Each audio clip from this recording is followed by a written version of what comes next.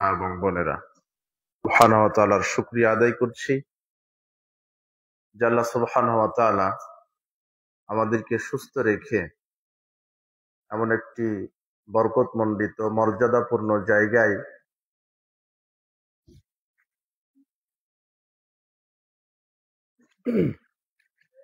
আসার বসার তৌফিক দিয়েছেন। সেই মহান মনিবের দরবারে আমরা লাখো কোটি শুকরিয়া আদায় করছি। আমরা সকলেই বলছি আলহামদুলিল্লাহ।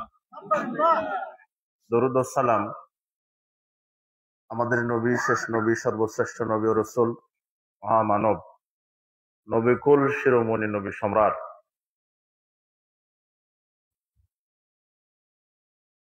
তিনি হচ্ছেন মুহাম্মদ সাল্লাল্লাহু আলাইহি সাল্লাম। তার প্রতি অগণিত লাখো কোটি দরুদ এবং সালাম আমরা পেশ করছি। বর্ষিত হোক, দোয়া করছি। আমরা সংক্ষেপে বলছি সাল্লাল্লাহু আলাইহি ওয়াসাল্লাম। আমরা আজকের ইসলামী সম্মেলনে আমার আলোচনার বিষয় শিরক এবং বিদআত। আমাকে লিখে দেওয়া হয়েছে শিরক এবং বিদআত।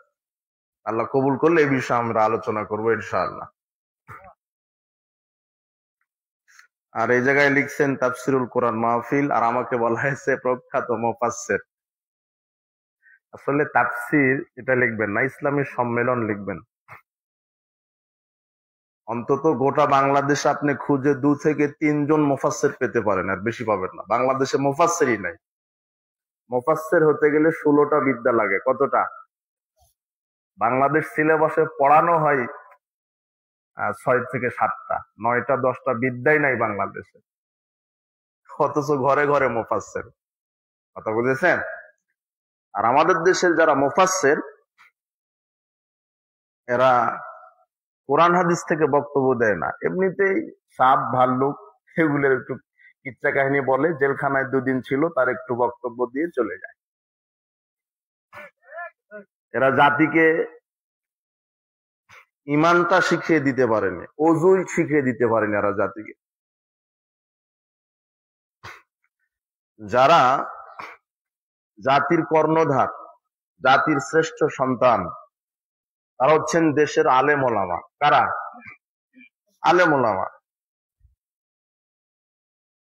পৃথিবীতে শ্রেষ্ঠ কিতাব হচ্ছে কোরআনুল কারীম, যেটা আল্লাহ প্রদত্ত, এবং নবী করিম সাল্লাল্লাহু আলাইহি ওয়াসাল্লামের সুন্নাহ। তো এই দুটি কিতাব যারা ধারণ করে, লালন করে, প্রচার করে, তো তারা জাতির শ্রেষ্ঠ সন্তান, অর্থাৎ আলেম ওলামা, যারা মানুষকে সঠিক পথের দিশা দেয়, হেদায়েতের রাস্তা দেখিয়ে দেয়, জান্নাতের পথ দেখায়, জাহান্নামের পথ থেকে সতর্ক করে, তারা জাতির কারা? শ্রেষ্ঠ সন্তান, অর্থাৎ আলেম ওলামা। কারা মানুষকে জাহান্নাম থেকে সতর্ক করে? আলেমেরা। জান্নাতের পথ দেখায় কারা? সঠিক রাস্তার কথা বলে দেয় কারা? আলেমেরা। এখন এই আলেমেরাই যদি জাহান্নামে চলে যায়, তাহলে কেমন লাগে বিষয়টা? খারাপ লাগে না? সবাই মনোযোগ দিয়ে শুনবেন, একেবারে সবাই রেডি তো বক্তব্য শোনার জন্য, নাকি? আচ্ছা, বক্তব্য বুঝতে হবে। আমরা আজকে ক্লাসে বসেছি, আপনারা স্টুডেন্ট, আমরাও স্টুডেন্ট, কিন্তু এখন শিক্ষকের ভূমিকায় আছি, তাই তো? খুব মনোযোগী হবেন। দেওয়া হচ্ছে শিরক এবং বিদআত, এই বিষয়ে আলোচনা করবো ইনশাআল্লাহ। মা বোনেরা আসছে, সবাই আসছেন, আপনারা সবার জন্যই জরুরি একটা বিষয়। জাহান্নামে যাবে যত পাপের কারণে, তার মধ্যে শিরক এবং বিদআত ভয়াবহ। অন্যান্য পাপে জাহান্নামে গেলেও চিরস্থায়ী হবে না। আল্লাহর বিশেষ অনুগ্রহে, সুপারিশে, নবী রাসূলদের সুপারিশে, ফেরেশতাদের সুপারিশে, মুমিনগণের সুপারিশে অন্যান্য পাপীদের জান্নাতে আসার সুযোগ আছে, কিন্তু শিরক করে মারা গেলে তার উপরে জান্নাত হারাম, তার আর জান্নাতে আসার সুযোগ নেই। এটা গুরুত্বপূর্ণ একটি বিষয়, আমাদের জানতে হবে শিরক কি এবং বিদআত কি। এই জন্য দুনিয়াবি চিন্তা চেতনা বাদ দিবেন, এক খেয়ালে আমাদের দিকে লক্ষ্য করুন, আমাদের কথার দিকে। প্রথম যেই কথাটা সেটা হলো যে আলেম ওলামা জাতির শ্রেষ্ঠ সন্তান, এটা ঠিক। তারা মানুষকে সঠিক পথের দিশা দেয়, কিন্তু এই আলেম ওলামাই, বহু আলেম ওলামাকে দিয়েই আল্লাহ প্রথম যে জাহান্নাম উদ্বোধন করবেন যাকে দিয়ে, তিনি হচ্ছেন আলেম। তিনি কি বুঝেননি মনে হয়? যেমন কোন এমপি মন্ত্রী একটা ব্রিজ, একটা সেতু, একটা কোনো কিছু ইন্ডাস্ট্রি উদ্বোধন করতে কেঁচি দিয়ে কি কাটে, একটা লাল ফিতা কেটে কি করে, কথা বুঝেছেন তো? তো আল্লাহ জাহান্নামে প্রথম যেই ব্যক্তিকে দিবেন তার নাম হচ্ছে আলেম। কি আলেমকে দিয়ে জাহান্নাম উদ্বোধন হবে।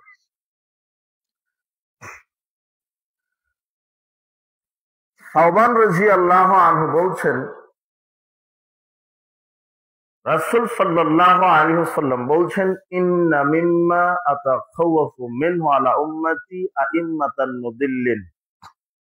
আমি মুহাম্মদ সাল্লাল্লাহু আলাইহি ওয়াসাল্লাম আমার উম্মতের মধ্যে যেটা সবচেয়ে বেশি ভয় করি সেটা হলো পথভ্রষ্ট আলেমদেরকে নিয়ে আমি বেশি ভয় করি। সবচেয়ে তিনি কার বিষয়ে ভয় করেছেন? পথভ্রষ্ট আলেমদের। বলতে বলতে তিনি বলছেন, আমার উম্মতের কিছু মানুষ, কিছু আলেম মূর্তি পূজা করবে। কি করবে? হাদিস মুসলিম। তোমার চাঁপায় নবাবগঞ্জের যত হুজুর আছে সবাইকে বলবে, বড় বড় হুজুর, ওরাও হাদিস জানে। নবী করিম সাল্লাল্লাহু আলাইহি ওয়াসাল্লাম বলছেন যে আমার উম্মতের এক শ্রেণীর আলেম, এক শ্রেণীর মানুষ, তারা মূর্তি পূজা করবে। এটা কি মেনে নেওয়া যায়? হ্যাঁ, কেন মেনে নিচ্ছেন তো? মণ্ডপে যাচ্ছে কারা? দেখেননি নাকি? হ্যাঁ, দেখেছেন? হ্যাঁ,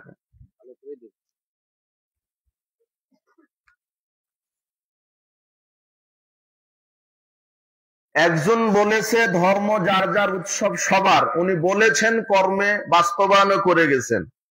ওই সময়তে আলেম ওলামা খুব বিরোধিতা করেছে, আর এখন সেই আলেম ওলামাই ধর্ম যার যার উৎসব সবার আলেমেরও প্র্যাকটিক্যাল দেখিয়ে দিচ্ছে। কথা বুঝেননি মনে হয়? এক নেত্রী বলে যায়নি বাংলাদেশের, ধর্ম যার যার উৎসব সবার। উনি বলে গেছেন, করেও দেখিয়ে গেছেন। আর ওনার আমলে যারা এই কথার বিরোধিতা করত, তারা এখন মণ্ডপ উদ্বোধন করতে যায় ভোটের লোভে। আপনি কথা বললেও ঠিক, না বললেও ঠিক, শুলি হলেও ঠিক, ফাঁসি হলেও ঠিক। জাহান্নামকে উদ্বোধন করবেন কাকে দিয়ে? আলেমকে দিয়ে। আপনি ঠিক বলেন না, আপনার ওইভাবে সাড়া চাই না, একটু বোঝার চেষ্টা করেন। ইসলাম রাষ্ট্রে প্রতিষ্ঠা হবে, এটা আমরা চাই। আল্লাহ কবুল করুন, আল্লাহ তুমি কবুল করো। কিভাবে প্রতিষ্ঠা হবে? এদেশের আলেম ওলামায় কি ইসলামের প্রথম কর্ণধার, না হাজার হাজার লক্ষ নবী রাসূল চলে গেছেন? তো তারা কিভাবে দুনিয়াতে ইসলাম প্রচারের কাজ করেছে? কিয়ামত পর্যন্ত যদি নবী রাসূলদের তরিকা বাদ দিয়ে ইহুদি খ্রিস্টানের বস্তা পচা মতবাদ দিয়ে ইসলাম প্রতিষ্ঠা করার স্বপ্ন দেখা হয়, কিয়ামত পর্যন্ত বাস্তবায়ন হবে না। ইসলাম প্রতিষ্ঠিত হবে ইসলামের নীতিতে, ইসলামের তরিকায়। নবী করিম সাল্লাল্লাহু আলাইহি ওয়াসাল্লাম বলছেন, আমার সবচেয়ে বড় ভয় ভ্রান্ত আলেম, যাদের অধিকাংশই মূর্তি পূজকদের সাথে মিশে যাবে। এরপরের বাক্য সাতালহাকু কাবাইলুল উম্মাতিল মুশরিকিন, কাবাইলু মিন উম্মতি বিল মুশরিকিন, আমার কিছু উম্মত মুশরিকদের সাথে মিশে যাবে। মানে হিন্দু, ইহুদি, খ্রিস্টান, এরা কি প্রতিবেশী ভাই, এরা কি,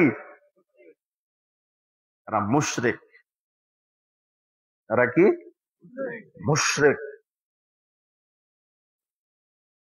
যারা আশহাদু আল্লা ইলাহা ইল্লাল্লাহ ওয়া আশহাদু আন্না মুহাম্মাদার রাসূলুল্লাহ বলেছে এরা মুসলিম, আর এই কালেমার উপরে যারা অটল আছে এরা মুসলিম। এছাড়া যারা পৃথিবীতে আছে তারা মুশরিক। যারা আল্লাহকে মানে না, আল্লাহর বিধানের পরিবর্তে মানুষের বিধান মানে, এরা কি মুশরিক। চলে যাচ্ছেন, অসুস্থ না? আচ্ছা আচ্ছা, বাসা এখানে। আমার বক্তব্য আংশিক শুনে যদি অনেকে উঠে যায় তাহলে তো বুঝতে পারবে না, টোটাল শুনতে হবে। কথা বুঝেননি মনে হয়। এক বক্তা বলছিল আপনারা সবাই গরু, আপনারা সবাই ছাগল, আপনারা সবাই মুরগি। এখন শ্রোতারা মেজাজ খারাপ, বক্তা বলে কি আমরা নাকি গরু। এভাবে বলতে আছেন তিনি সিরিয়ালে, লোকজন রাগে চলে গেছে। 7 কিলোমিটার যাওয়ার পরে মাইকের আওয়াজ যাচ্ছে, বক্তা তো বলতে আছে সিরিয়াল আপনারা সবাই গরু, আপনারা সবাই মুরগি, আপনারা সবাই হাঁস। মানুষের তো রাগ হবে। এইভাবে সিরিয়ালে বলতে বলতে বলছেন যে ঘরে ঘরে প্রতিপালন করুন। এখন ওই 8 কিলোমিটার চলে গেছে লোকটা, বলছে আয় সুবহানাল্লাহ, তো হুজুর তো আমাকে গরু বলেনি, আমাদেরকে গরু কি করতে বলেছেন? প্রথমেই যে আমি বললাম যে হুজুর দিয়ে জাহান্নাম উদ্বোধন হবে, আবার অনেক হুজুর থাকতে পারে, ওরা রাগ করে উঠে চলে যেতে পারে, তাই কি না? ওদের আমার বক্তব্য শুনলে বিষয়টা কি হবে, সুস্পষ্ট হবে। এই জন্য বলছি ধৈর্য সহকারে এসেছেন, শোনার বোঝার চেষ্টা করেন। নবী করিম সাল্লাল্লাহু আলাইহি ওয়াসাল্লাম বলছেন যে আমার উম্মতের এক শ্রেণীর যারা হুজুর থাকবে, আলেম, তারা হবে ভ্রান্ত। আর আমার উম্মতের অনেকেই মূর্তি পূজকদের সাথে মিশে যাবে। আমার উম্মতের অনেকেই মুশরিকদের সাথে মিশে যাবে। আজকে তাই হয়েছে। আজকে কি হয়েছে? তাই হয়েছে। কিভাবে? অফিস, আদালত, কোর্ট কাচারি, শিক্ষাঙ্গন, রাজনীতি, অর্থনীতি, সমাজনীতি, সব ক্ষেত্রে কি মুসলমানের আদর্শ না হিন্দু, ইহুদি, খ্রিস্টানের আদর্শ? হ্যাঁ, অর্থনীতি হলো সুদী অর্থনীতি, নাকি বাংলাদেশে জাকাত ভিত্তিক অর্থনীতি আছে? বাংলাদেশের যত ব্যাংক আছে এগুলো হিন্দুরা পরিচালনা করে না মুসলমানেরা? কিন্তু ওটা সুদ না জাকাত? তাহলে এরা কাদের অনুসারী? বাংলাদেশে যত রাজনীতিবিদ আছে, নাই, এরা কি ইসলামী রাজনীতি করছে না গণতন্ত্র রাজনীতি করছে? তো যারা মেম্বার, চেয়ারম্যান, এমপি, মন্ত্রী, এই যা হয়, এরা হিন্দু না মুসলমান?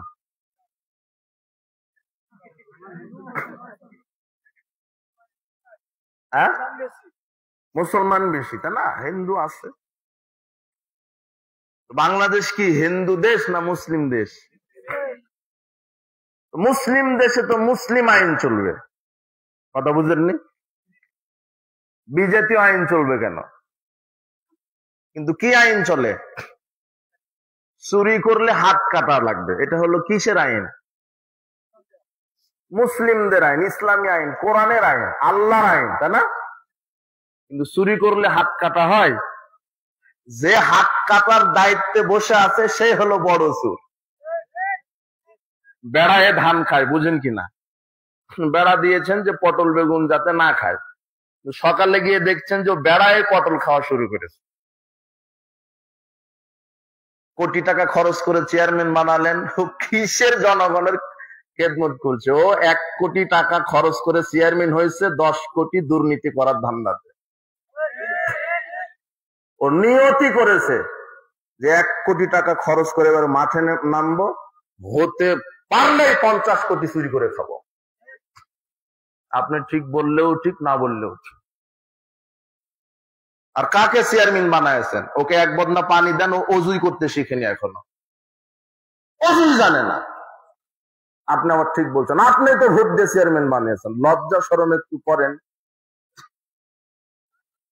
আশ্চর্য কথা।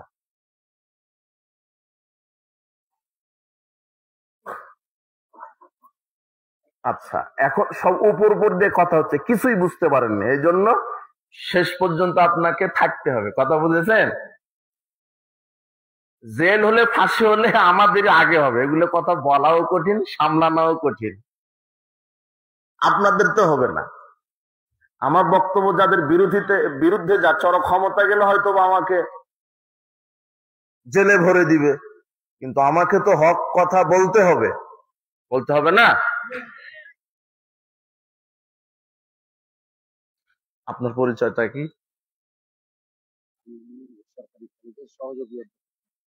না, আমি শুনলাম আপনার এখানে শুনলাম আপনি এই যুবকদের যে সংগঠন প্রধান দায়িত্বে আছেন, মনে হয় উপদেষ্টা। হ্যাঁ, উপদেষ্টা। আমি ভালো লাগছে আমাকে, এবং আপনার বক্তব্যটা আমি শুনলাম, ভালো লাগছে। আপনি যেন প্রাইমারি স্কুলটা হয় এই আবেদনটা করছেন, তাই না? মাদ্রাসার কথা বলছেন তো? মাদ্রাসার কথা বলেননি না?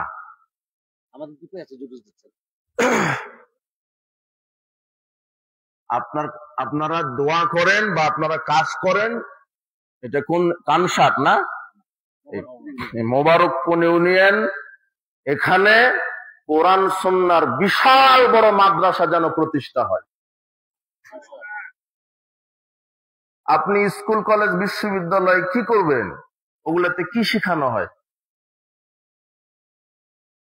মাস্টার্স পাশের একটা ছেলেকে নিয়ে আসেন, ওর বাপ মারা গেছে, বলেন যে বেটা জানাজা করাও, হলুদ পেশাব করে দিবে। শুধু পেশাব না, কি পেশাব? হলুদ পেশাব। এদেশের প্রাইমারি থেকে মাস্টার্স পর্যন্ত কোরআনের সিলেবাস আছে, হাদিসের সিলেবাস আছে, অথচ যারা শিক্ষা কারিকুলাম এরা হিন্দু না মুসলমান বসে আছে। আরে বাবা, আমাদের কোনো আফসোস নাই, ওরাই থাক, কেননা ওরা মুসলিম। ইসলাম কিন্তু নেতার পরিবর্তন চায় না, ইসলাম হচ্ছে নীতির পরিবর্তন চায়। কিসের? নীতির। আপনি নেতৃত্ব দিবেন, কারণ আপনার ভিতরে দূরদর্শিতা আছে, আপনি জেন্টলম্যান, আপনি শিক্ষিত মানুষ, কিন্তু আপনাকে এটা মনে রাখতে হবে, আমার স্রষ্টাকে। আমি এরকম ছিলাম না, আমি ছিলাম মাতৃগর্ভে, আমি কিছুই জানতাম না। আল্লাহ আমার স্রষ্টা, তিনি যদি পৃথিবীতে আমাকে না পাঠাতেন আমি আসতে পারতাম না। তিনি আমাকে দুটো হাত দিয়েছেন দেখার জন্য, চোখ দিয়েছেন কথা বলার জন্য, মুখ জিহ্বা ঠোঁট দিয়েছেন। পৃথিবীতে অনেক মানুষ আছে যাদের ঠোঁট আছে, জিহ্বা আছে, কিন্তু কথা বলতে পারে না। পৃথিবীতে অনেক মানুষ আছে দুটো হাত আছে, হাত দিয়ে ধরতে পারে না, আল্লাহ অবশ করে রেখেছেন। পৃথিবীতে বহু মানুষ আছে দুইটা পা আছে, কিন্তু হাঁটতে পারে না, অবশ্যই আছে। হাঁটার ক্ষমতা এবং অবশ করার ক্ষমতা কার? এই আল্লাহকে ভুলে গেলেন আপনি। মাতৃগর্ভে যতদিন ছিলেন, মায়ের নাভির তারের সাথে জোড়া লাগিয়ে আল্লাহ আপনাকে রক্ত দিয়ে মানুষ করেছেন। যেদিন পৃথিবীতে আসলেন সেদিন দুনিয়ার কোনো মানুষ ভাবেন আপনি কি খাবেন, আপনি ছোট অবস্থায় কিভাবে প্রতিপালন হবেন, আল্লাহ আগেই ভেবেছেন। তাই মায়ের বুকের মধ্যে দুইটা রিজার্ভ ট্যাঙ্কি দিয়ে আপনাকে বড় করেছেন। কি খাবেন সে আল্লাহকে ভুলে গেলেন। সে আল্লাহর শিক্ষা ব্যবস্থা বাদ দিয়ে ইহুদি খ্রিস্টানের নাস্তিকবাদী শিক্ষা ব্যবস্থা আপনি চালু করলেন। আপনি দেশের জাতির সামনে গাদ্দারি করেছেন। এদেশের শিক্ষা ব্যবস্থা, শিক্ষা কারিকুলাম কোরআন সুন্নাহ তাওহীদ রিসালাত পরকাল ভিত্তিক হতে হবে। পশ্চিম কেন বাংলার তাওহীদি জনতা এই নাস্তিকবাদী সেকুলার শিক্ষা ব্যবস্থা মেনে নিতে পারে না? দুদিন আগে শুনলাম প্রাইমারিতে গানের শিক্ষক নিয়োগ দেওয়া হবে, শুনেন নাই? কেন সব হিন্দু, সব কাপুরুষ বলতে পারে না? গানের শিক্ষক কেন? আল্লাহ বলছেন মিনান নাস মান ইশতারি লাহুল হাদিস, পৃথিবীতে অনেক মানুষ আছে যারা অশ্লীলতা গান বাজনাকে প্রমোট করবে, আমি এদেরকে শাস্তি দিব, সবচেয়ে জঘন্য শাস্তি। নবী করিম সাল্লাল্লাহু আলাইহি ওয়াসাল্লাম বলছেন লা ইয়াকুনান্না মিন উম্মতি আকওয়ামুন ইস্তাহিল্লুনা আল-হিরা ওয়াল হারিরা ওয়াল খামরা ওয়াল মাদিক। আল্লাহর নবী বলছেন আমার উম্মতের বহু মানুষ গান বাজনাকে হালাল মনে করবে, মাদককে হালাল মনে করবে, রেশমি পোশাককে হালাল মনে করবে। তিনি বলছেন ইয়াজালু মিনহুমুল কিরদাতুল খানাজির, যারা গান বাজনা টিভিতে মোবাইলে বেপরদায় শোনে, যারা শিক্ষা প্রতিষ্ঠানে আপনার ওই বিভিন্ন দিবসে বিবাহের অনুষ্ঠানে মোবাইলে টিভিতে রাস্তাঘাটে এইভাবে কনসার্ট শোনে, আপনার এভাবে লগ্ন জাহেলিয়াত গান বাজনা শ্রবণ করে, আর যারা বিড়ি সিগারেট জর্দা ইয়াবা গুল খায়, আল্লাহর নবী বলছেন এরা হলো কুকুর সিগাল। এরা কি? কুকুর সিগাল। যে ব্যক্তিটা মোবাইলে গান শুনছে নগ্ন নারী, ও হলো কুকুর সিগাল। এ কথা মুহাম্মদ সাল্লাল্লাহু আলাইহি ওয়াসাল্লাম বলছেন। এখন আপনি বলবেন হাদিস, হাদিস ইবনে মাজাহ 4020 নম্বর হাদিস নেন, এবার আপনিও পড়েন, হুজুরকেও পড়তে বলেন। তার মানে শিক্ষা ব্যবস্থা সবাইকে মানুষ নয়, কি বানাতে চেয়েছে? কুকুর সিগাল।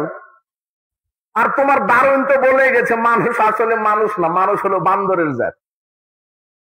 ওটা বিশ্ববিদ্যালয়ে পড়ানো হয়, আর বিশ্ববিদ্যালয়ে পাশ করে আপনার ছেলে দুটো ফটর ফটর ইংরেজি জানে, আর আপনি বলছেন আমার ছেলেটা ইংরেজি জানে। তো কি শিখেছে? যে দেয়ার ইজ নো গড, আল্লাহ বলতে কিছুই নেই। বাম হাতে খায়, দাঁড়িয়ে খায়। আল্লাহ রাসূল বলছেন বাম হাতে শয়তান খায়। কে খায়? শয়তান খায়। বিসমিল্লাহ বলে না। বাম হাতে আছে পানির গ্লাস, বাম হাতে আছে আপেল, বাম হাতে আছে কলা, আর ডান হাতে আছে হলো গাঁজা, ডানসন সুইচ। যেটা কুকুরেও খায় না, সিগারেও খায় না। আশ্চর্য একটা খাবার বিড়ি সিগারেট, মানুষ ছাড়া পৃথিবীতে দ্বিতীয় কোনো প্রাণী খায় না। এই যুবক, তোমার পকেটে সিগারেট আছে, দাও তো একটা কুকুরকে, দাও তো দেখি। কুকুর পেশাব করে দিতে রাজি আছে, তো মুখে দিতে রাজি নাই। যেটা তুমি খাও, তোমার বাপ খায়, তোমার মাস্টার খায়। আর সমাজে যে যত বড় শিক্ষিত, তার গাঁজার পাওয়ারও তত বেশি।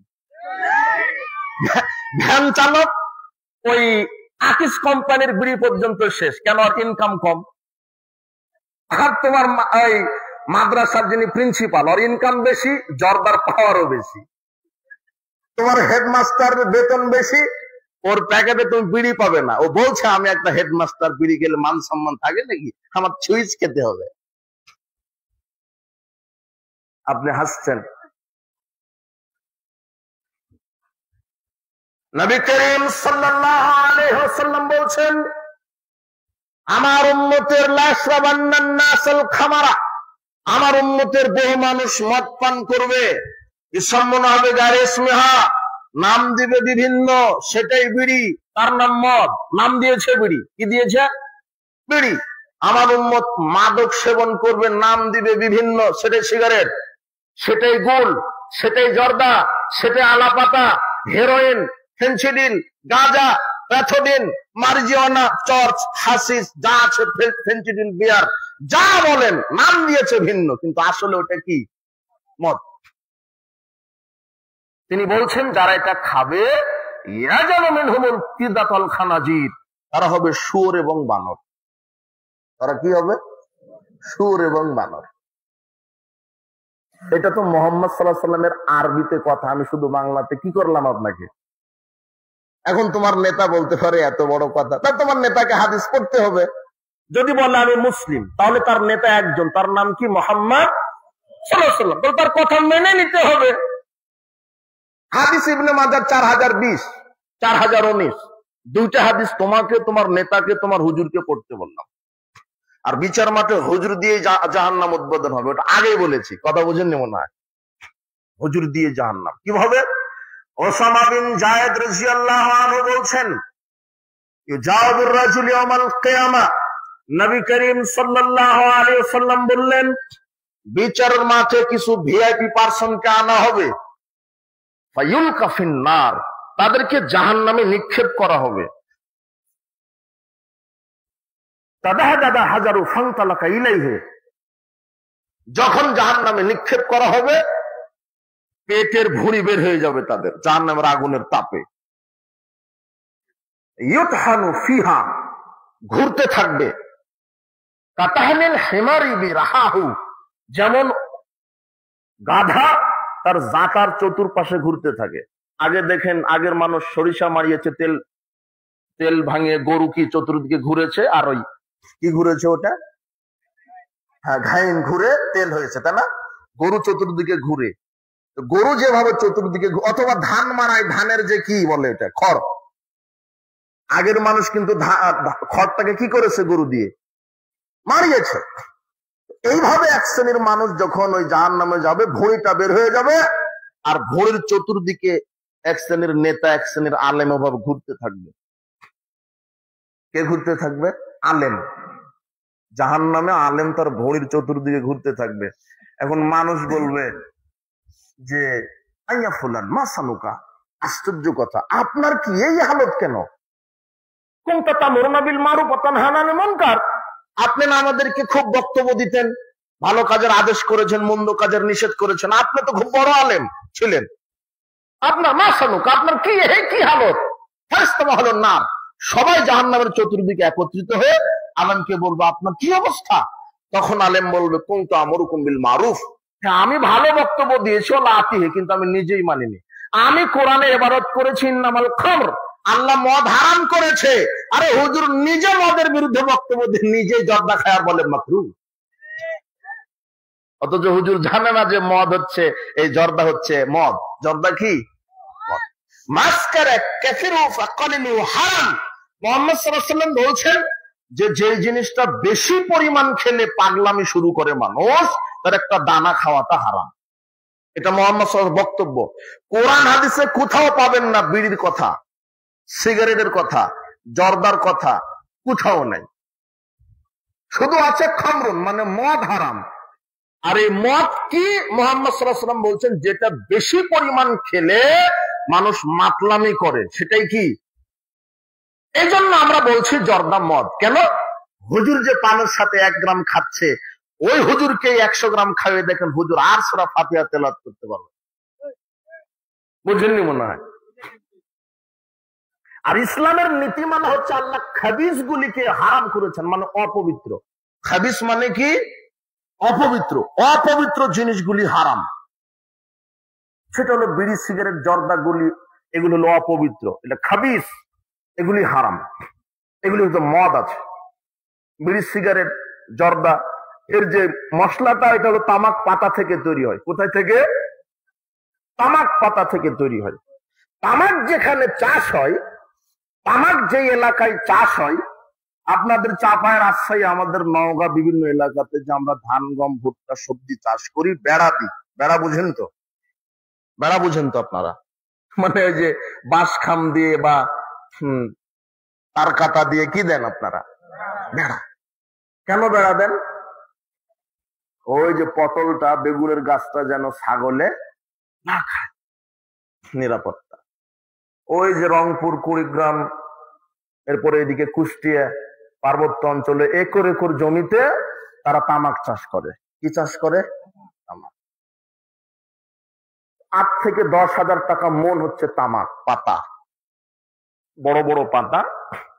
ওই যখন একটু শুকিয়ে বয়স হয়ে যায়, ওরা হলো জমিন থেকে সংগ্রহ করে রাস্তায় রোদে শুকাতে দেয়। আর যতদিন জমিনে থাকে, চতুর্দিকে বেড়া নাই, খাম্বা নাই, কিছু নাই, একর একর জমি ফাঁকা। গরু ছাগল ঘুরছে, ঘাস খাচ্ছে, কিন্তু ওটাতে মুখে দেয় না। আমি জিজ্ঞাসা করি কি ব্যাপার, আমরা রাজশাহীর মানুষ পটল বেগুন চাষ করলে বেড়া দিই যাতে পটল গরু ছাগলে না খায়। তো ওনারা সুন্দরভাবে তাফসীর করে বুঝিয়ে দিলেন যে হুজুর, এটা গরু ছাগলে খায় না। তখন আমি চিন্তা করলাম যে গরু ছাগলে যদি না খাই, তাহলে যেটা শূকর আছে, শূকর বা শুয়োর বলেন আপনারা, ও তো, ওর কাছে তো বাজ বিচার নেই। কুকুর আছে, ও পচা দুর্গন্ধ সবই খায়, ওরা কি খায়? হচ্ছে যে ওরাও মুখে দেয় না। আমি চিন্তা করলাম সর্বনাশ, যেটা কুকুর শিগালে খায় না, সেটা খায় দেশের হুজুরেরা, আর খায় নেতারা, আর খায় শিক্ষিতরা। ওই সিগারেটের ভিতরে যে মশলা থাকে, ওটাই তামাকের মশলা। বুঝেননি মনে হয়? বুঝেছেন কি? আর এরা কত বড় শিক্ষিত নামের অশিক্ষিত, আপনি বাজারে গেছেন, আপনার মুদির দোকানে গিয়ে বলছেন 1 প্যাকেট ল্যাকটোজেন দেন, বাচ্চাকে খাওয়াবো। ল্যাকটোজেনের গায়ে লেখা আছে দুধ পান, বিষ পান।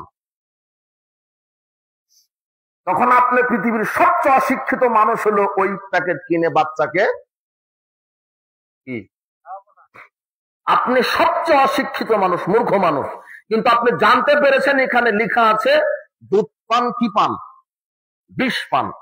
আপনি খাওয়াবেন না। খাওয়াবেন না তো খাওয়াবেন না, দোকানের যে লাঠিটা আছে ওটা খুঁজে বলবেন, বেটা কিসের দুধ বিক্রি করি যেখানে লেখা আছে দুধ পান, বিষ পান। আরেক ছেলে তোমার শিক্ষক, কলেজের প্রিন্সিপাল, বিশ্ববিদ্যালয়ের ভিসি, ভাইস চ্যান্সেলর, প্রাইমারির হেডমাস্টার, ডিগ্রি, অনেক ইংরেজিতে কথা বলে, সালাতে আদায় করে, প্রথম কাতারের মুসল্লি। এই ভদ্রলোক গিয়ে বলছে 1 প্যাকেট সিগারেট দেন যার গায়ে লেখা আছে ধূমপান, বিষ পান। আবার লেখা আছে ধূমপান করলে ক্যান্সারের। আমি কি মিথ্যা বলছি না ঠিক আছে? আর ও যে খায়, ওর মুখের দুর্গন্ধ আর গ্রামের টয়লেট কোনো পার্থক্য নেই। ওর মুখ দিয়ে গন্ধ, পিছন দিয়ে গন্ধ, বগল দিয়ে গন্ধ, পেট দিয়ে গন্ধ, সারা শরীর গন্ধ। শুয়োরের গায়ের যে গন্ধ, ওর গায়ের গন্ধ সেম টু সেম। আপনি ঠিক বলছেন। এটা ওয়াজ করে কাম হবে না, 2-1 জন হবে। কিন্তু এই কোরআন আর হাদিসটা এখন আপনি সংসদে বসিয়ে দেন। কোথায় বসিয়ে দিবেন? কোরআন আর হাদিস সংসদে। আর এরকম এরকম লোক নেতা হবে, ভালো ভালো যারা মানুষ, তারা কি হবে? যারা কোরআন সুন্নাহ বুঝে, এই শ্রেণীর লোকেরা নেতা হবে। ইমাম, ইমাম মানে নেতা। আর এখন ইমাম মানে শুধু আল্লাহু আকবার আজান দাও আর 10 মণ ধান। কথা বুঝেন নেব না? আজান দাও, ইমামতি করো, এই পর্যন্ত ইমামের শেষ। আসলে এই ইমামই তো রাষ্ট্র চালাবে। কোন দুর্নীতি বা চোর, লুচ্চা, বদমাশ কোনদিন মন্ত্রী এমপি হতে পারে না। ওরা কেন নেতা হবে? আর নেতা হবে আলেম ওলামা। দেশের সংবিধান হবে কোরআন হাদিস। তুমি বেটা পেশাব করে পারি না, তুমি কিসের নেতা? তুমি সব হাতে জানো না, রুকু করতে হয় জানো না। ইমাম মানে যিনি সালাতের ইমামতি করবেন, তিনি রাষ্ট্রের ইমামতি করবেন। আপনি আবার ঠিক বলছেন। আশ্চর্য কথা। কিভাবে বলেন? আপনি বলছেন যে আকবর বিন আবেদ আসবে, আমাদের চাপায় নবাবগঞ্জ মসজিদ সবচেয়ে বড় মসজিদ, 10,000 লোক জামাত করে, আকবর বিন আবেদের ভাই বানিতে হবে। 10,000 লোকের ইমামতি করবে, আমরা 50,000 টাকা মাসে দিব, এমনি ভাই বানিব। কি হুজুর অমুক সূরা তেলাওয়াত করেন, দেখি তো কেমন তেলাওয়াত করতে পারেন। হুজুর অমুক হাদিস ইবারত করেন তো। হুজুর এখানে কোন সিগা হবে? হুজুর আপনার বউ কি পর্দায় থাকে? বউ এনে দেখেন না, খবরটা নেন, তাই না? হুজুর সুদ খান কি, ঘুষ খান কি? হুজুর বক্তব্য দিয়ে বেড়ান কোন নারীর সাথে প্রেম আছে নাকি? এটা হলো ভাইবা। কথা বুঝিনি মনে হয়? কত লোকের ইমামতি করব আমি? ইমাম মানে নেতা, আমি 10,000 লোককে চালাবো। বোকা ছেলে, তুমি এত বোকা কেন? তোমার জাতি এত বোকা হলো কেন? একটা এমপি নির্বাচিত হয় প্রায় 3 লক্ষ মানুষের জন্য। আমি কি ভুল বললাম না? ঠিক, এটা মিনিমাম। কি নির্বাচিত হয়? এমপি। কত লক্ষ? কিন্তু এই 3 লক্ষ লোক 10,000 লোকের ইমামতি করবে। মাথা থেকে পা পর্যন্ত দেখেন, বউ পর্যন্ত চলে গেছেন আপনি। কিন্তু 3 লক্ষ মানুষের ইমামতি করবে।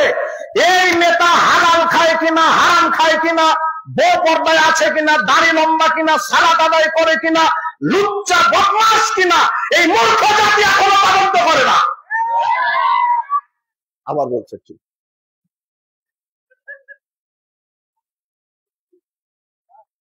ও নিজে ভোট দিয়ে নেতা করেছে, ও বলছে ঠিক।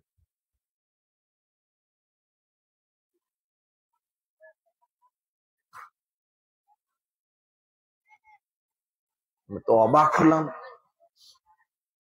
আপনি মুসলিম তো? হ্যাঁ। ছেলেকে কোথায় ভর্তি করে দিয়েছেন? তো বলছে যে প্রথমে কেজিতে দিয়েছি, এরপরে দিয়েছি প্লেতে, তারপরে নার্সারিতে, তারপরে কিন্ডারগার্টেনে, তারপরে কোথায়? প্রাইমারিতে। কেউ বলে না আমার ছেলেটা মক্তবে দিয়েছি, আমার ছেলেটা হেফজখানায় দিয়েছি, আমার ছেলেটা মাদ্রাসায় দিয়েছি।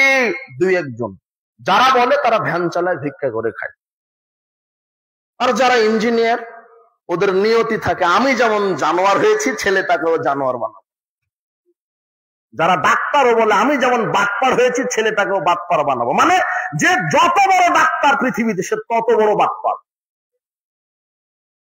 ওর কাছে ছেলে তুমি তোমার বাপকে নিয়ে গেছো যে ডাক্তার সাহেব আমার আব্বা রাতে ঘুম হয় না, মাথা ব্যথা, 15টা টেস্ট দিয়েছে। কতটা লাগবে? 2টা। দিয়েছে কয়টা?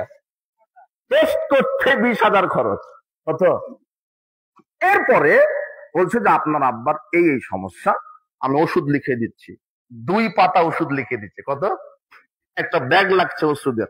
তাও ওষুধ লিখেছে তো লিখেছে, সঠিক ওষুধ লেখেনি, ভালো কোম্পানি লেখেনি। ওই কোম্পানির ওষুধ লিখেছে যেই কোম্পানি তাকে ঘুষ দিয়েছে।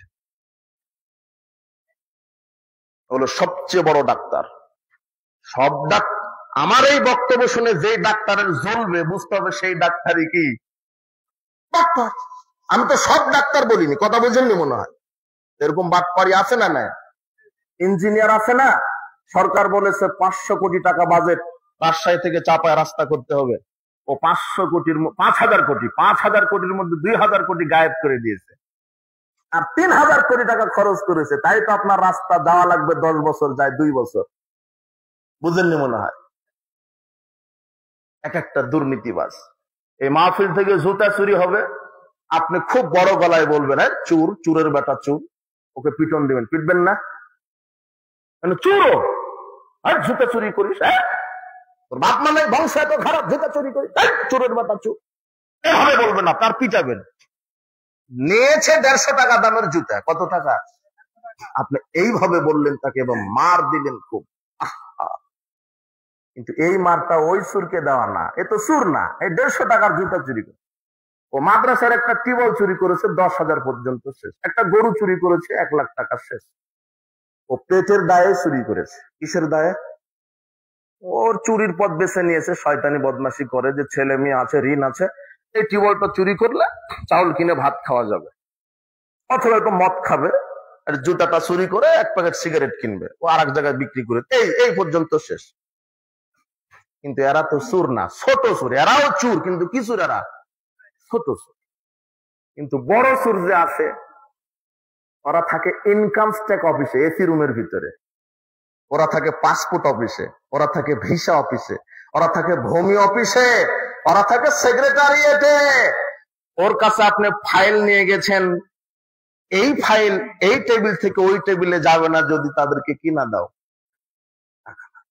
অথচ সরকারি অফিসে বসে সরকারি কর্মকর্তা, সরকার বেতন দেয়, ঘুষ ছাড়া তারা কাজ করছে না। এ হলো সবচেয়ে বড় চোর। কি চোর? জুতা যদি মারতে হয় একে মারতে হবে, দেশের সরকারকে এরকমই হতে হবে।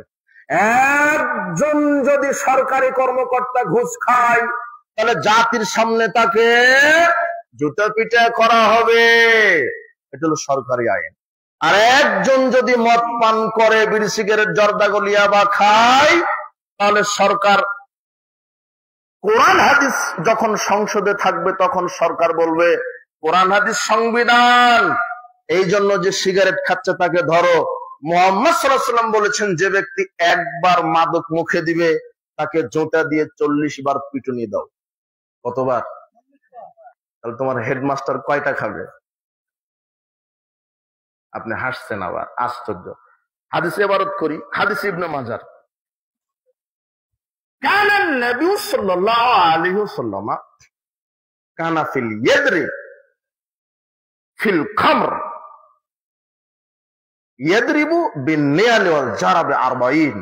তিনি বলছেন যদি কেউ মাদক সেবন করে তাহলে তোমরা তাকে শাস্তি দাও রাষ্ট্রীয় ভাবে 40টা জুতার পিটা। কি এটা রাষ্ট্রীয় ভাবে মদখুরকে কয়টা জুতা পিটা করতে হবে? 40টা। এটা মুহাম্মদ সাল্লাল্লাহু আলাইহি ওয়াসাল্লাম বিধান দিয়ে গেছেন। এই বিধান নাই কেন? কোরআন হাদিসের আইন নাই এই জন্য। যদি কোরআন হাদিসের আইন থাকতো তাহলে এই মাদক বন্ধ হয়ে যেত না। কথা বুঝেননি মনে হয়?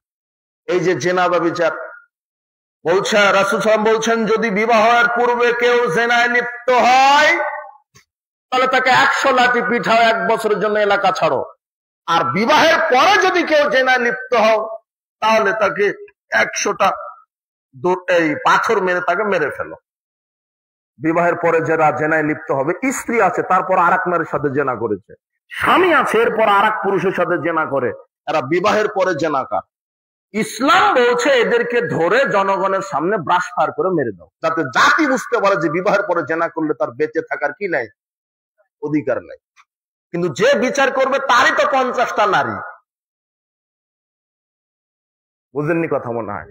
তোমার মেয়ে তার কত নারীর সাথে সম্পর্ক, রাত দিন ওদের ভিআইপি একটা হোটেলই থাকে, তোমার নেতা রাত যাপন করে। আব্দুল্লাহ ইবনে আব্বাস রাদিয়াল্লাহু আনহু বলছেন লা ইউবাইয়িতান্না কওমুন ফিহাজুল উম্মতি আলা তামিন ওয়া লাহাবিন ওয়া শাহরিন, আমার উম্মতের কিছু মানুষ থাকবে যারা রাত্রি যাপন করবে গান বাজনা বাজিয়ে। প্রাইমারি বিদায় অনুষ্ঠান হচ্ছে, হেডমাস্টার আরো সহকারী শিক্ষক বসে আছে। হাই স্কুলের বিদায় অনুষ্ঠান হচ্ছে, হেডমাস্টার আরো সহকারী শিক্ষক বসে আছে। তোমার কলেজ বিশ্ববিদ্যালয়ে ওই 31st নাইট হয়, পয়লা বৈশাখ পালন হয়, বিবাহ বার্ষিকী পালন হয়, জন্মদিবস পালন হয়, গানের আয়োজন করে, সব নেতা নেত্রী চতুর্দিকে বসে থাকে। আর যারা নাচ করে ওরা হলো 18, 20, 22 বছরের যুবক যুবতী। এখন হেডমাস্টার বলছে যে বাহ ভালোই তো নাচে, আর ওই মেয়ের বাপ যে মেয়েটা নাচছে মঞ্চে ও আবার বলছে যে স্যার ওইটা লম্বা ফারসা মেয়েটা ওটা আমারই মেয়ে, একটু দোয়া করে দেন ভালো করে যেন বেশ্যাগিরি করতে পারে।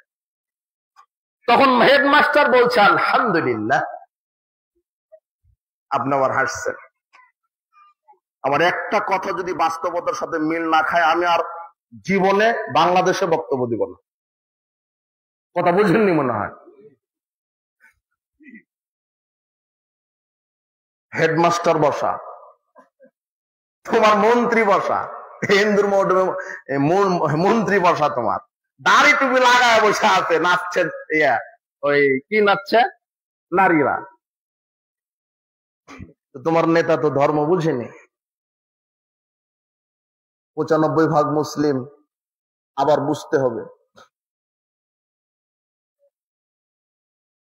নবী করিম সাল্লাল্লাহু আলাইহি ওয়াসাল্লাম বলছেন মান শারাবাল খামরা সাকিরা লাম তুকবাল সালাতুন 40 সাবাহান, একবার যদি কেউ মাদক মুখে দেয় তার 40 দিনের ফরজ নফল ইবাদত কবুল হবে না। এই জন্য আজকে তওবা করো যুবকেরা, আর কোনদিন বিড়ি সিগারেট জর্দাগুল মুখে দিবেই দিবে, তাই না? না, তোমার বাপকে বলো আব্বা না এটা খাবিস, আর এটা জাহান্নামের খাদ্যের সাথে মিল আছে। আল্লাহ বলছেন জাহান্নামে আমি খেতে দিব যেগুলা পেট ভরবে না, শরীর পুষ্ট হবে না। আপেল খেলে, দুধ খেলে, কলা খেলে শরীরে কি হয়? পুষ্টি হয়, হয় না? শাকসবজি খেলে শরীরে কি হয়? পুষ্টি হয়। ভাত খেলে, গোশত খেলে, রুটি খেলে ক্ষুধা কি হয়? মিটে যায়, ক্ষুধা নিবৃত্ত হয়, হয় না? কিন্তু আল্লাহ বলছেন আমি জাহান্নামীদেরকে যেগুলি খেতে দিব ক্ষুধা কি হবে না, শরীরে কি হবে না। বিড়ি খেলে শরীর ক্ষুধা মিটে যায়, তাই না? পুষ্টি হয়। গাঁজা খেলে শরীর কি হয়? পুষ্টি হয় না? ডাক্তাররা লিখে দেয় যে নিয়মিত গাঁজা খাবেন 3 বেলা। তাহলে জাহান্নামের খাদ্যের সাথে মিল নাই।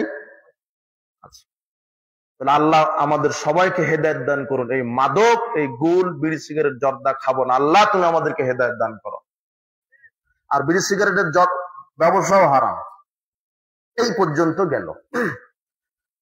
যতদিন এই দেশে তাওহীদ রিসালাত ভিত্তিক শিক্ষা ব্যবস্থা কায়েম না করা হবে ততদিন চুরি, ডাকাতি, মাদক বন্ধ হবে না।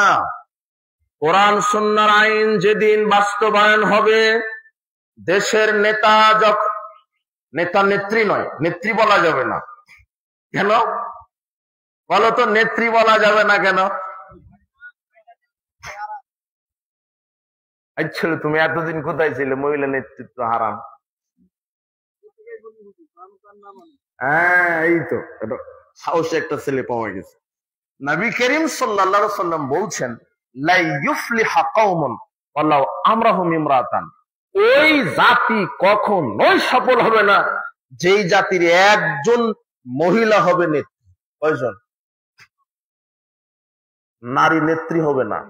নারী নেত্রী হবে পরিবারের নেত্রী, ছেলে মেয়েকে শিক্ষা দিবে, স্বামীর খেদমত করবে, সে পড়াশোনা করবে, পড়াশোনা করে নারী নারীর কর্মক্ষেত্রে। এখন বাংলাদেশে নারীরা বলছে আমাদেরকে সমান অধিকার দিতে হবে, বলছে না? হ্যাঁ, এখন আপনারাও বলবেন, নারীদের সামনে গিয়ে স্লোগান দিবেন আমাদেরকেও সমান অধিকার দিতে হবে। বলে কি, তোমরা বাচ্চা প্রসব করার ক্ষমতা রাখো, আমাদেরকেও বাচ্চা প্রসব করার ক্ষমতা দিতে হবে। কি সমান অধিকার না? কথা বুঝেননি মনে হয়। এরপরে বলবেন আমরা খেজুর গাছ থেকে রস পাড়ি, তোমাদেরকেও পারতে হবে। সমান অধিকার, একে কি বলা হয়? কিন্তু তোমার নেতা নেত্রী বুঝতেই ভুল করেছে। ও মিডিয়াতে বলছে নাস্তিক, হারামখোর, এটা মুনাফিক। ও বলছে যে ইসলাম নারীকে ঠকিয়েছে। কি বলছে? ইসলাম নারীকে ঠকিয়েছে। এক ছেলে সমান দুই মেয়ে, আশ্চর্য, এটা হলো বিধান। এক ছেলে সমান দুই মেয়ে, মানে বাপের যদি 3 বিঘা সম্পদ থাকে তাহলে আর একটা ছেলে একটা মেয়ে থাকে তাহলে 2 বিঘা ছেলে পাবে, 1 বিঘা কে পাবে? তাহলে ইসলাম ঠকালো না? মনে করো তোমার বাপের 3 লক্ষ টাকা আছে। কয় লক্ষ? তুমি আর তোমার বোন 2 জন। এখন বন্টনের সময় তুমি পাবে 2 লাখ আর বোন পাবে কত? ঠকালো না? তোমার এই হারামখোর নেতা চিন্তাই করেনি যে একটা পুরুষের পাওয়ার জায়গা শুধু তার বাপ, কি বাপ, এছাড়া তার পাওয়ার জায়গা নাই। কিন্তু একটা নারীকে আল্লাহ কত জায়গা থেকে যে পাওয়ার ব্যবস্থা করেছেন। 1 নম্বর, সে তার বাপের কাছ থেকে তো পেল না, এরপরে সে তার বিয়ের পরে স্বামীর কাছ থেকে পাবে, বাড়ির মালিক হয়ে যায়। কথা বুঝেননি? আপনার স্ত্রীর অনুমতি ছাড়া বাড়িতে কোনো পুরুষই ঢুকবে না, বাড়ির মালিক। ওকে মোহর দিয়ে বিবাহ করতে হবে। কি দিয়ে? মোহর দিয়ে। আর তুমি ভিক্ষুক, তুমি যৌতুক চাও, তোমার চাইতে ইন্টারন্যাশনাল ভিক্ষুক দুনিয়াতে নেই। যৌতুক নিলে সকালে ফেরত দিবে। যৌতুক হারাম। আল্লাহ বলছেন মেয়েদেরকে মোহর দিয়ে বিবাহ করো। মোহর হজ যাকাত যেমন ফরজ, মোহর আদায় করা ফরজ। এই যে স্বামীর কাছ থেকে পেল মোহর, আচ্ছা ওই হিসাবটাকে করে নি। তুমি পেলে বাপের কাছ থেকে কত লাখ? মনে নেই? 2 লাখ। তোমার বোন পেয়েছে কত? 1 লাখ। এখন তুমি বিবাহ করো, একটা নারীকে বিবাহ করো, মোহর বাবদ তোমার স্ত্রীকে দিলে 1 লাখ। কত? এখন থাকে কত তোমার? 1 লাখ।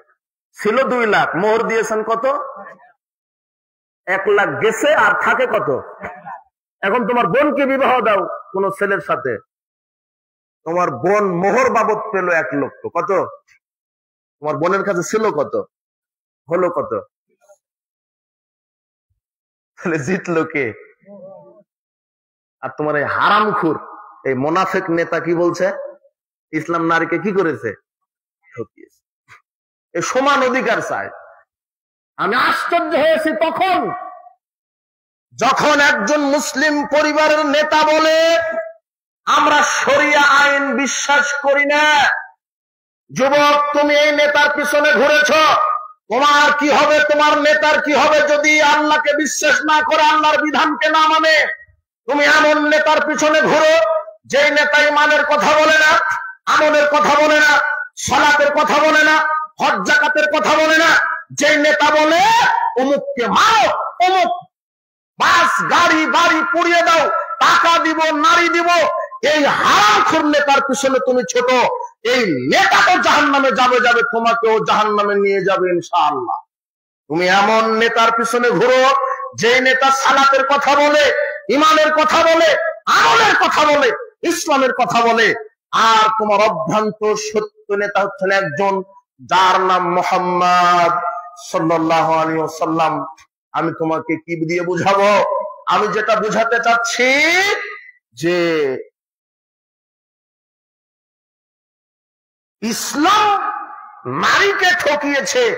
এই নারীবাদীরা বলে, এক শ্রেণীর বেশ্যা আছে বাংলাদেশে, এরা বলে আমাদেরকে বেশ্যা বলা যাবে না, আমাদেরকে বলতে হবে যৌনকর্মী। বলেনি? বুঝেননি মনে হয়। বলেছিল না বলছে? বলে। আশ্চর্য কথা, বলেছিল মানে বলে, আগে বলেছিল এখন বলে না। 95% মুসলিম দেশ, মানে তোমার বউ আর এক জায়গাতে গিয়ে জেনা করবে, ওকে জেনাকার বলা যাবে না, কি বলা লাগবে? যৌনকর্মী। ওদেরকে অধিকার দিতে হবে যৌনকর্মী। বেটি ল্যাংটা হয়ে ঘুরবে, স্কুল কলেজে যাবে, আর তোমার নেতা যত বড় শিক্ষিত, ওর বউ বেটি তত বড় ল্যাংটা। তদন্ত করো, তুমি যাও, বাড়িতে যাও। বুঝেছো আমার কথা? বুঝেছ? আপনি বুঝেছেন? ল্যাংটাপনা। এরা চায় বাংলাদেশকে হিন্দুস্থানে পরিণত করতে, কিন্তু বাংলাদেশের এই 20 কোটি মুসলমান জিন্দা থাকতে ইনশাল্লাহ এটা হতে দেওয়া যাবে হবে না ইনশাল্লাহ। আপনি সতর্ক হন। আপনি ওকেই নেতা বানাবেন যে 5 ওয়াক্ত সালাত আদায় করে। ওই যে আমার ইন্টারভিউ নিলেন না 10,000 লোকের জন্য, মনে নাই বক্তব্য? এইভাবে যদি আপনার নেতা এভাবে দাঁড়ায়, মানে নেতা হতে চায়, তাহলে দেখবেন যে ওর ইমান আমল ঠিক আছে কিনা, বউ পর্দায় থাকে কিনা। কথা বুঝেছেন কি? আন্দাজি 500 টাকাতে আপনি ছাগলের মতো বিক্রি হয়ে যান। যে কুরবানির সময় একটা ছাগলের দাম হয় 15 লক্ষ, আর ভোটের সময় যখন আসে তখন আপনার দাম হয় 500 টাকা। কত টাকা? ছাগলের চেয়ে আপনার দাম কম। তাহলে জাহেলিয়াত বাদ, গান বাজনা জাহেলিয়াত, মনে থাকবে না বক্তব্য? আজকের পর গান বাজনা শুনবে না। মাদক জাহেলিয়াত, মনে থাকবে না? বেপরদা, তোমার বোন যেন না ঘুরে, বউকে মোটরসাইকেলে ল্যাংটা করে ঘুরাবে না, বউকে বাজার ঈদের মার্কেট করতে পাঠাবে না, মোহর দিলে তুমি ঘুতা মারবে জনগণ, এটা তোমার সহ্য হয় কি করে? তুমি দিলে ব্যাংক থেকে টাকা, চাকরি করে বেতন উঠিয়ে বউকে বললে যে যাও ঈদের মার্কেট করতে, টাকা আপনার পছন্দ করে দেয় দোকানদার, বলছে ভাবি এটাই মানাবে আপনাকে, এই পেটিকুটটা আপনাকে মানাবে। কোথায় চলে গেছে? আপনার বউ গেছে ঈদের মার্কেট করতে। আব্দুল্লাহ ইবনে মাসউদ রাদিয়াল্লাহু আনহু বলেন, রাসূল সাল্লাল্লাহু আলাইহি ওয়াসাল্লাম বলেছেন, ইয়া মাশারাস শাবাব মান ইসতাতা মিনকুমুল বাত, হে যুবকেরা, যদি ক্ষমতা থাকে তাহলে বিবাহ করো। যদি পুরুষ হও, যদি পুরুষ হও তাহলে কি করো? বিবাহ করো। যদি পুরুষ হও, ক্ষমতার নাম বিবাহ করতে হবে, মানে বউ বিবাহ করার পর বউকে বাড়িতে রাখতে হবে, খালার বাড়ি ফুপুর বাড়ি অত ঘুরতে, বিবাহের অনুষ্ঠানে যেতে দেওয়া যাবে না, হাটে বাজারে যেতে দেওয়া যাবে না, নিজের অনুমতি ছাড়া কোথাও যেতে পারবে না, এর নাম ক্ষমতা। আবার দুদিন পরে বাচ্চা হবে, সন্তান হবে, তাদেরকে বলতে হবে, 7 বছর বয়স পর্যন্ত বলতে হবে, আব্বু যখন 7 বছর হয়েছে, এর আগে তাওহীদের জ্ঞান ইমানের জ্ঞান দিতে হবে। 7 বছর হওয়ার সাথে সাথে বলতে হবে, আব্বু এইভাবে ওযু করতে হয়, বিসমিল্লাহ বলে এইভাবে এইভাবে, আব্বু এইভাবে সূরা ফাতিহা, আব্বু এইভাবে সূরা ইখলাস, আব্বু এইভাবে সালাতে দাঁড়াতে হবে। প্রথমে দাঁড়াতে হবে নিয়ত করে, এরপর আল্লাহু আকবার বলে বুকের উপরে হাত বেঁধে সালাতে দাঁড়াতে, এইভাবে রুকু, আব্বু এইভাবে সিজদা থেকে উঠতে হবে, আল্লাহ মাগফিরলি ওয়ারহামনি ওয়াজবুরনি ওয়াহদিনি, এই দোয়া পড়তে হয়। আব্বু শেষ বৈঠকে তাশাহুদ পাঠ করে আসসালামু আলাইকুম ওয়া রাহমাতুল্লাহ, সালাম, এইভাবে সালাম, এইভাবে সালাত আদায় করতে হয়। 7 থেকে 10, 3 বছর এইভাবে শিক্ষা দিতে হবে। কয় বছর? 3 বছর। সালাতের শিক্ষা, ইমানের শিক্ষা, আমলের শিক্ষা। আব্বু বিসমিল্লাহ বললে খেতে হয়, বিসমিল্লাহ, ডান হাতে খাও, বাম হাতে শয়তান খায়। দাঁড়িয়ে ছাগলেরা খায়, আব্বু বসে খাও, দাঁড়িয়ে ছাগলেরা খায়, আব্বু বসে খাবে, অপচয় করবে না, আব্বু সুদ খাবে না, ঘুষ খাবে না, দুর্নীতি করবে না, আব্বু জেনা করবে না, শিরক করবে না। লোকমান হাকিম তার ছেলেকে বলছে, লা তুশরিক বিল্লাহি ইন্না শিরকা লাযুলমুন আযীম, শিরক করো না আব্বু, শিরক করো না, জাহান্নামে যাবে। আব্বু অবৈধভাবে জেনা করো না, অবৈধ সম্পর্ক রেখো না, সুদ খাও না, ঘুষ খাও না, দুর্নীতি করো না, আব্বু সত্য কথা বলো, মিথ্যা বলো না, আল্লাহ মুখ চিরে দিবে, আব্বু সুদ খাও না, জাহান্নামের আগুনে নিক্ষেপ করবে। এইভাবে শিক্ষা হবে ছোটবেলা থেকে শিক্ষা। সালাত শিক্ষা, সালাত শিক্ষা দিবেন 7 থেকে 10, কত বছর? 3 বছর লাগে সালাতের উপরে ডিগ্রি নিতে গেলে। কত বছর? 3 বছর। 10 বছর যখন হবে তখন আর আব্বো না, তখন হলো লাঠি। তখন কি? এখন তুমি লাঠি দিয়ে সন্তানকে সালাত আদায় করাও, পিটিয়ে প্রহার করে, যখন তার বয়স 10 বছর। তোমার বাপ হলো কাপুরুষ, যদি তুমি সালাত আদায় না করো। পুরুষ হলে তোমাকে পিটিয়ে সালাত আদায় করাতো। আরে তোমার বাপই সালাত আদায় করে না, তুমি করবে কিভাবে?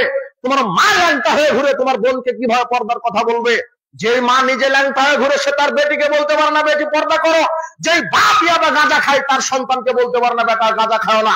যে বাপ সালাত আদায় করে না সে তার ছেলেকে বলতে পারে না বেটা সালাত আদায় করো, কেননা সে নিজেই পাপ।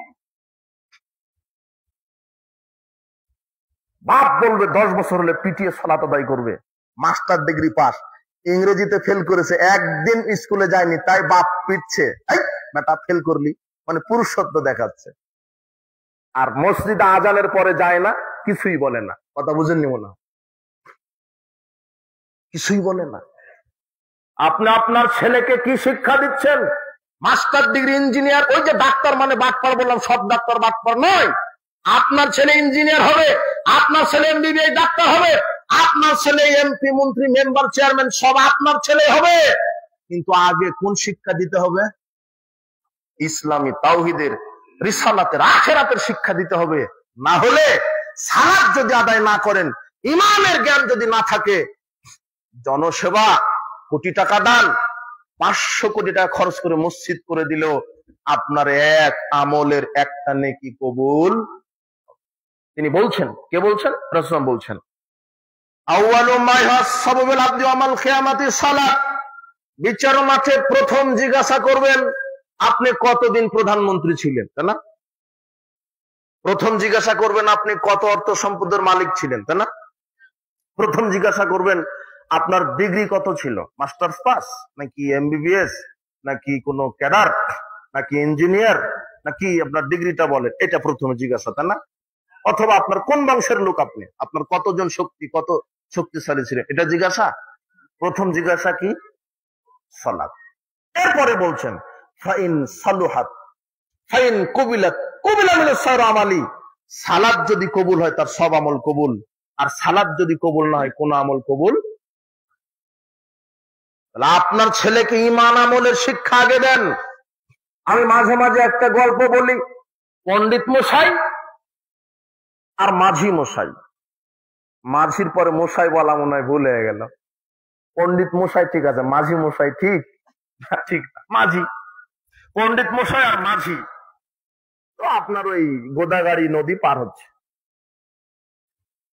পার হতে হতে পণ্ডিত বলছে, মাঝি তুমি কি ভূগোল জানো? ভূগোল ভূগোল সম্পর্কে জ্ঞান আছে তোমার?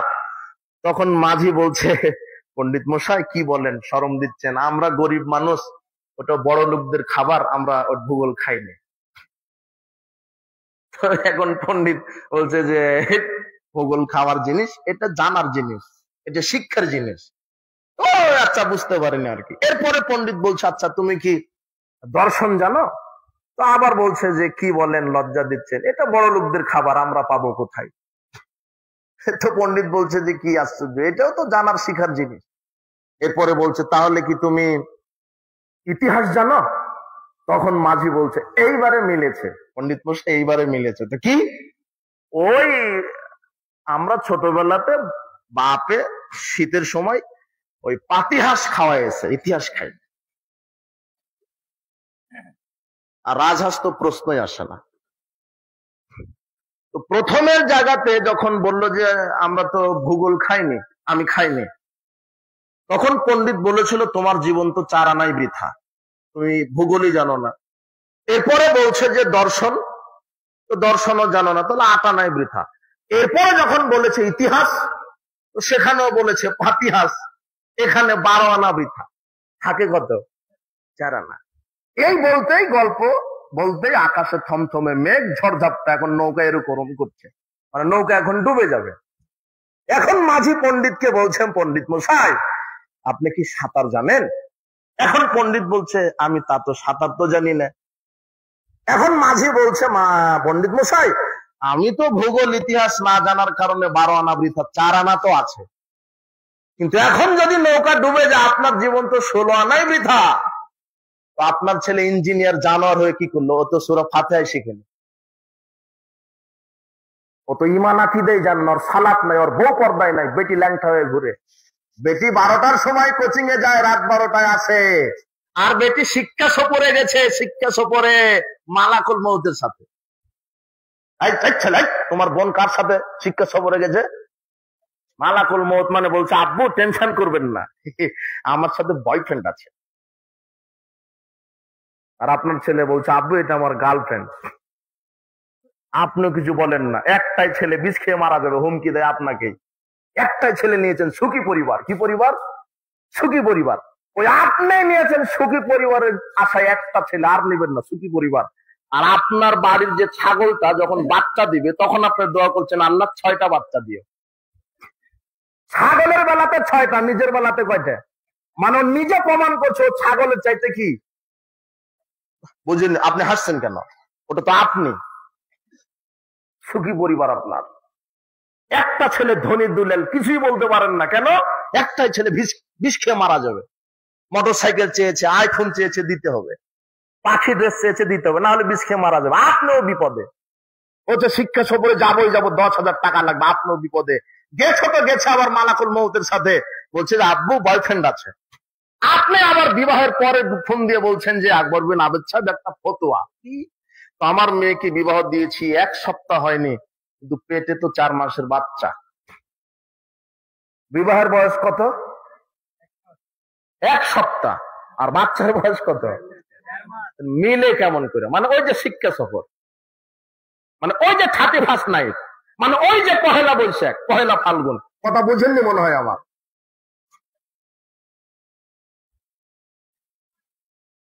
এই ছেলে, তাই বলে আমি তোমার বোনকে শিক্ষা সফরে যেতে নিষেধ করিনি। 1 মিনিট শোনো। কোন মহিলা হজে যেতে পারে না তার মাহারাম ছাড়া। কোথায়? তোমার মা, তোমার বোন 1000 কোটি টাকার মালিক, 500 বার হজ করতে পারে, কিন্তু তার মাহারাম নাই। দুনিয়াতে কোনো মাহারামই নাই। মাহারাম মানে তার নিজের ভাই, তার ছেলে, তার শ্বশুর, এরা কি মাহারাম। মানে একজন মাহারাম পুরুষ ছাড়া একজন নারী কোথায় যেতে পারে না? হজ করতে। মাহারাম নাই, ওর হজ লাগবে না, হজই ফরজ হয়নি। কি নাই? কি নাই? তার মাহারাম নাই। মাহারাম ছাড়া হজে যেতে পারে না। সে জায়গাটা আপনার বউ চলে গেছে ঈদের মার্কেট করতে। কথা বুঝেননি মনে হয়? আপনার মেয়ে চলে গেছে শিক্ষা সফরে। শিক্ষা সফরে আপনার মেয়েই যাবে আপনাকে নিয়ে, হয় বাপ না হলে তার ভাই। কথা বুঝেননি মনে হয় আমার। এভাবে কথা বলতে থাকলে ওদিকে চলে যাবে, 12টা বাজলো মনে হয়। সংক্ষেপে শিরক এবং বিদআত। সংক্ষেপে আবার প্রথমে চলে যাই। জাহান্নাম উদ্বোধন হবে কি দিয়ে? আলেম দিয়ে। এক শ্রেণীর আলেম ওলামাই এদেশে মানুষকে শিরক এবং বেদাতকে ধর্ম বুঝিয়েছে। তার একটা খানকা, মাজার, ওরস, দরগা, বলছে যে এগুলাতে মানত করলে বালা মুসিবত দূর হয়। এটা হুজুরেরই বক্তব্য। পীরের মুরিদ হলে সালাত সিয়াম লাগে না, হুজুরের বক্তব্য। পীরের মুরিদ হলে পীর সুপারিশ করে জান্নাত দিবে, হুজুরের বক্তব্য। দরগায় গরু খাসি মানত করলে বিপদ কেটে যায়, তার বক্তব্য, হুজুরের বক্তব্য। অথচ আল্লাহ বলছেন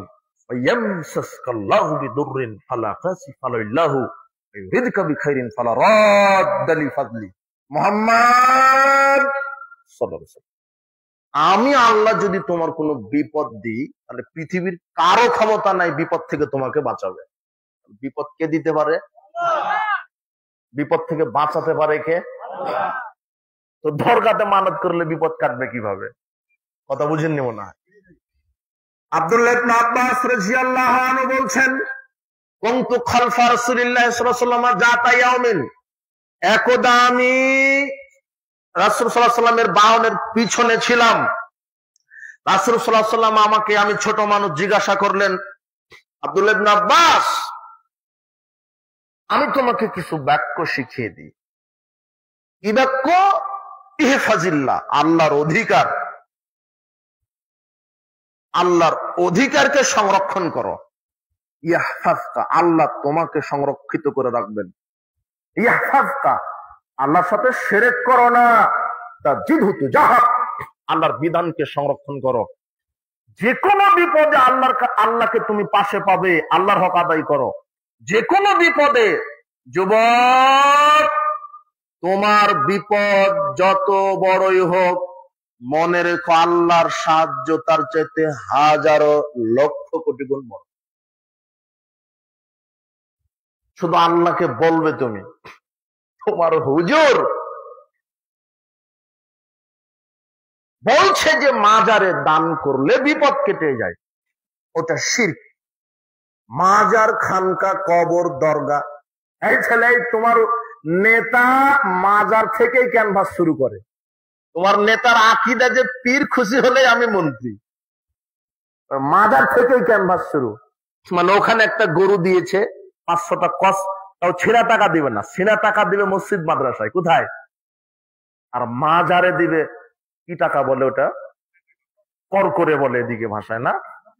নতুন টাকা দিবে, কর করে টাকা দিবে মাজারে, যাতে পীর না অখুশি না হয়, যেন খুশি থাকে। অথচ পীর মারা গেছে 500 বছর আগে। পীরেরই কি হচ্ছে এখন, কত প্রকার সেলুট, কারো জানা নাই। পীরের দাঁত দিয়েছে 500 টাকা। 500 টাকা বহু দূরের কথা, এই ছেলে ছেলে মোরগ বহু দূরের কথা, গরু খাসি বহু দূরের কথা। নবী করিম সাল্লাল্লাহু আলাইহি ওয়াসাল্লাম বলছেন, শোনো সাহাবীগণ, মাররা রাজুলানে মুসলিমানা আলা কওমিন, দুজন ব্যক্তি একটা চাঁপাইনবাবগঞ্জ একটা রাস্তা দিয়ে যাচ্ছিল। চাঁপাইনবাবগঞ্জের কিছু নেতা নেত্রী ওই রাস্তার সামনে খাম্বা, শহীদ মিনার, স্মৃতিসৌধ, মূর্তি নির্মাণ করে রেখেছে। রেখে বলছে যে আমাদের এই মূর্তির সামনে যদি ফুল না দাও, খালি পায়ে যদি নীরবতা পালন না করো, যদি তুমি এখানে গরু খাসি মানত না করো পীরের দরগায়, তাহলে আমরা যেতে দিব না, জেলখানায় বন্দি করব। এটাই কথা, হাদিসের ভাষা। মাররা রাজুলানে মুসলিমানে আলা কওমিন, দুজন ব্যক্তি একটা এলাকার পাশ দিয়ে যাচ্ছিল।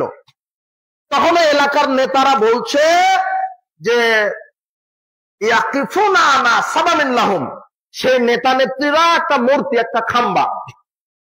তোমার বাংলাদেশে মোড়ে মোড়ে কত মূর্তি ছিল না? তোমার দাদা, তোমার বাপের, তোমার নেতার একটা মূর্তির টাকা দিয়ে ওই যে একটা প্রাইমারি নির্মাণ হতো। আমি মনে হয় ভুল বলছি, হতো না? শুধু পদ্মা সেতুর আগে যে মূর্তিটা গঠন করা হয়েছিল 150 কোটি টাকা খরচ করে, একটা মূর্তি তোমার নেতা। তাহলে ওরকম 10টা প্রাইমারি কি করা হতো, নির্মাণ করা হতো। বিচারের মাঠে আল্লাহ পিটাবেন, পাঁচাতে পিটাবেন। এভাবে আহিউমা খালাকতুম, তুমি যে মূর্তি তৈরি করেছিলে আত্মা দাও। কি দাও? এবার পিটাবেন আর বলবে তুমি যে তোমার নেতার মূর্তি তৈরি করেছিলে আত্মা দাও, দে আত্মা দে। এইভাবেই কথা। আপনি আবার আশ্চর্য কথা, বিচার মাঠে সবচেয়ে কঠিন শাস্তি আল্লাহ দিবেন যে মূর্তি তৈরি করেছে, যে মূর্তি তৈরি করতে নির্দেশ দিয়েছে, তাকে সবচেয়ে কি দিবেন? বেশি শাস্তি দিবেন। কাফের তাকে এত বেশি শাস্তি দিবেন না, সবচেয়ে বেশি শাস্তি দিবেন কাকে? যে মূর্তি তৈরি করেছে। এখন আমি বক্তব্যটা কোথায় দিতে গিয়ে এখানে আসলাম, মনে আছে? কি বলতে চেয়েছিলাম? শিরক। ওই যে দুইজন ব্যক্তি যাচ্ছিল রাস্তা দিয়ে, তখন নেতা ওখানে কি তৈরি করেছে? মূর্তি। হুজুর খানকা তৈরি করেছে, করে বলছে কর্রিব আলী সানামিনা কুরবানান, কিছু দেন, এই কিছু দাও, না দিলে যেতে দিব না। গরু হোক, খাসি হোক, ফুল হোক, খালি পায়ে নিরাপত্তা পালন করা হোক, কিছু করে যেতে হবে। তখন একজন বলছে আমার কাছে তো কিছুই নাই, কি দিব? তখন এ বলছে লাউকুমতা দুবাবান, একটা মাছিও যদি হয় দাও। এই মাজারে, খানকায়, এই পীরের দরগায়, এই মূর্তির সামনে একটা ফুল হলেও বা একটা মাছি হলেও দাও। আখাযা দুবাবান, লোকটা মাছি একটা ধরলেন, ফালকাহু আলাস সানাম, মাছিটা ধরে ওই মূর্তির সামনে দিলেন, শহীদ মিনারের সামনে দিলেন, স্মৃতিসৌধের সামনে দিলেন, একটা খাম্বা। যে মূর্তির নাকের ডগায় মাছি যদি পেশাব করে দেয়, তাহলে মূর্তির কি নাই, ক্ষমতা আছে? তোমার নেতা ওখানে খালি পায়ে চলে গেছে সেলুট করতে। মোহাম্মদ সাল্লাল্লাহু আলাইহি ওয়াসাল্লাম তোমার হুজুর আর তোমার নেতাকে বলবে, বাইহাকি সোয়াবিল ইমান 7343 নম্বর হাদিস। তিনি বলছেন, লোকটা একটা মাছি ধরে মূর্তির সামনে মানত করলো, আদখালাহুন নার, আল্লাহ তাকে জাহান্নামে ঢুকিয়ে দিলেন। কি দিলেন? জাহান্নামে ঢুকালেন। কিসের কারণে? মাছির কারণে। কোথায় দিয়েছিলেন? একটা মূর্তির সামনে, একটা মাজারে। আর আপনি যে কর করে কি দিলেন, তাহলে আপনার কি হবে? খানকা, মাজার, দরগা, ওরসে নজর নেওয়াজ, মোরগ, খাসি দান করা শিরক, কবর পূজা করা শিরক, কবরবাসীর উসিলায় কিছু প্রার্থনা করা শিরক, পীরের উপর ভরসা করা শিরক, পীর কবরে জীবিত আছে এই ধারণা শিরক, পীরের আস্তানায় কিছু মানত করলে বালা মুসিবত কেটে যায় এই ধারণা শিরক, পীরকে খুশি করতে গরু খাসি মানত করা শিরক, পীর কবরে জীবিত থেকে মুরিদের ভালো মন্দ কল্যাণ অকল্যাণ করতে পারে এই আকীদা শিরক, মোমবাতি আগরবাতি জ্বালানো শিরক, গিলাপ চড়ানো শিরক, কবরে মসজিদ নির্মাণ করা শিরক, উপস্থিত বৈঠকের মুসলিম দিনী ভাই বোন, এগুলি বড় বড় শিরক। পীরের মুরিদ ছাড়া জান্নাতে যাওয়া যাবে না, মুশরিক। পীর সুপারিশ করে জান্নাত দিতে পারে আকীদা শিরক। পীরের দরগায় মানত করলে বালা মুসিবত কেটে যায় আকীদা শিরক। বড় বড় শিরক। ছোট ছোট শিরক কি? কুলক্ষণ, অশুভ ফল। আল্লাহর নবী বলছেন কুলক্ষণ, অশুভ ফল শিরক। কুলক্ষণ কি? রাত্রে ঘরের আবর্জনা ঝাড়ু দেওয়া যায় না, এটা হলো শিরক। তোমার মা এটা করে, চিকচিকি ঠিক ঠিক করছে, কথা ঠিক, এটা হলো শিরক। তোমার দাদি নানি এটা করে। যত বুড়ি আছে এরা হলো এক একটা শিরকের ফ্যাক্টরি, এক একটা। আর যত মুরব্বী আছে এরা হলো বেদাতের ফ্যাক্টরি। রাত্রে গাছ থেকে ফল পাতা পড়া যায় না, এটা শিরক। রাত্রে মানুষকে টাকা ধার দেওয়া যায় না, এটা শিরক। সকালে দোকানে বাকিতে বিক্রি করা যায় না, এটা শিরক। এগুলি কত কুলক্ষণ আছে। স্বামী স্ত্রী অপবিত্র অবস্থায় কিছু করতে পারে না, এটা শিরক। স্বামী স্ত্রী অপবিত্র অবস্থায় ব্যবসা করবে, ঘর ঝাড়ু দিবে, ভাত রান্না করবে, চাকরি করবে, সবই করতে পারে, কিন্তু সালাত আর কোরআন তেলাওয়াত করতে পারে না। কথা বুঝেননি মনে হয়? সব করতে পারে, তাহলে এগুলি শিরক আছে। সর্বশেষ আমি যেটা 2 মিনিট বুঝিয়ে বলবো সেটা হলো তাবিজ ঝুলানো শিরক। যদি এখন থেকে থাকে, খোলার সাথে সাথে মারা গেলে জান্নাত হবে ইনশাআল্লাহ, আর নিয়ে মারা গেলে জান্নাত হবে না। কিভাবে? তাবিজ গলায় কবরে ঝুলিয়ে যদি আপনি সালাত তাহাজ্জুদ পড়েন, হজ করেন, আপনার ভিতরে ইমানই ঢুকেনি, হজ বাতিল, সিয়াম বাতিল। কেন? মুসনাদ আহমদ তোমার হুজুরকে পড়তে বলবে, তোমার নেতাকে পড়তে বলবে, তুমি নিজেও পড়ো।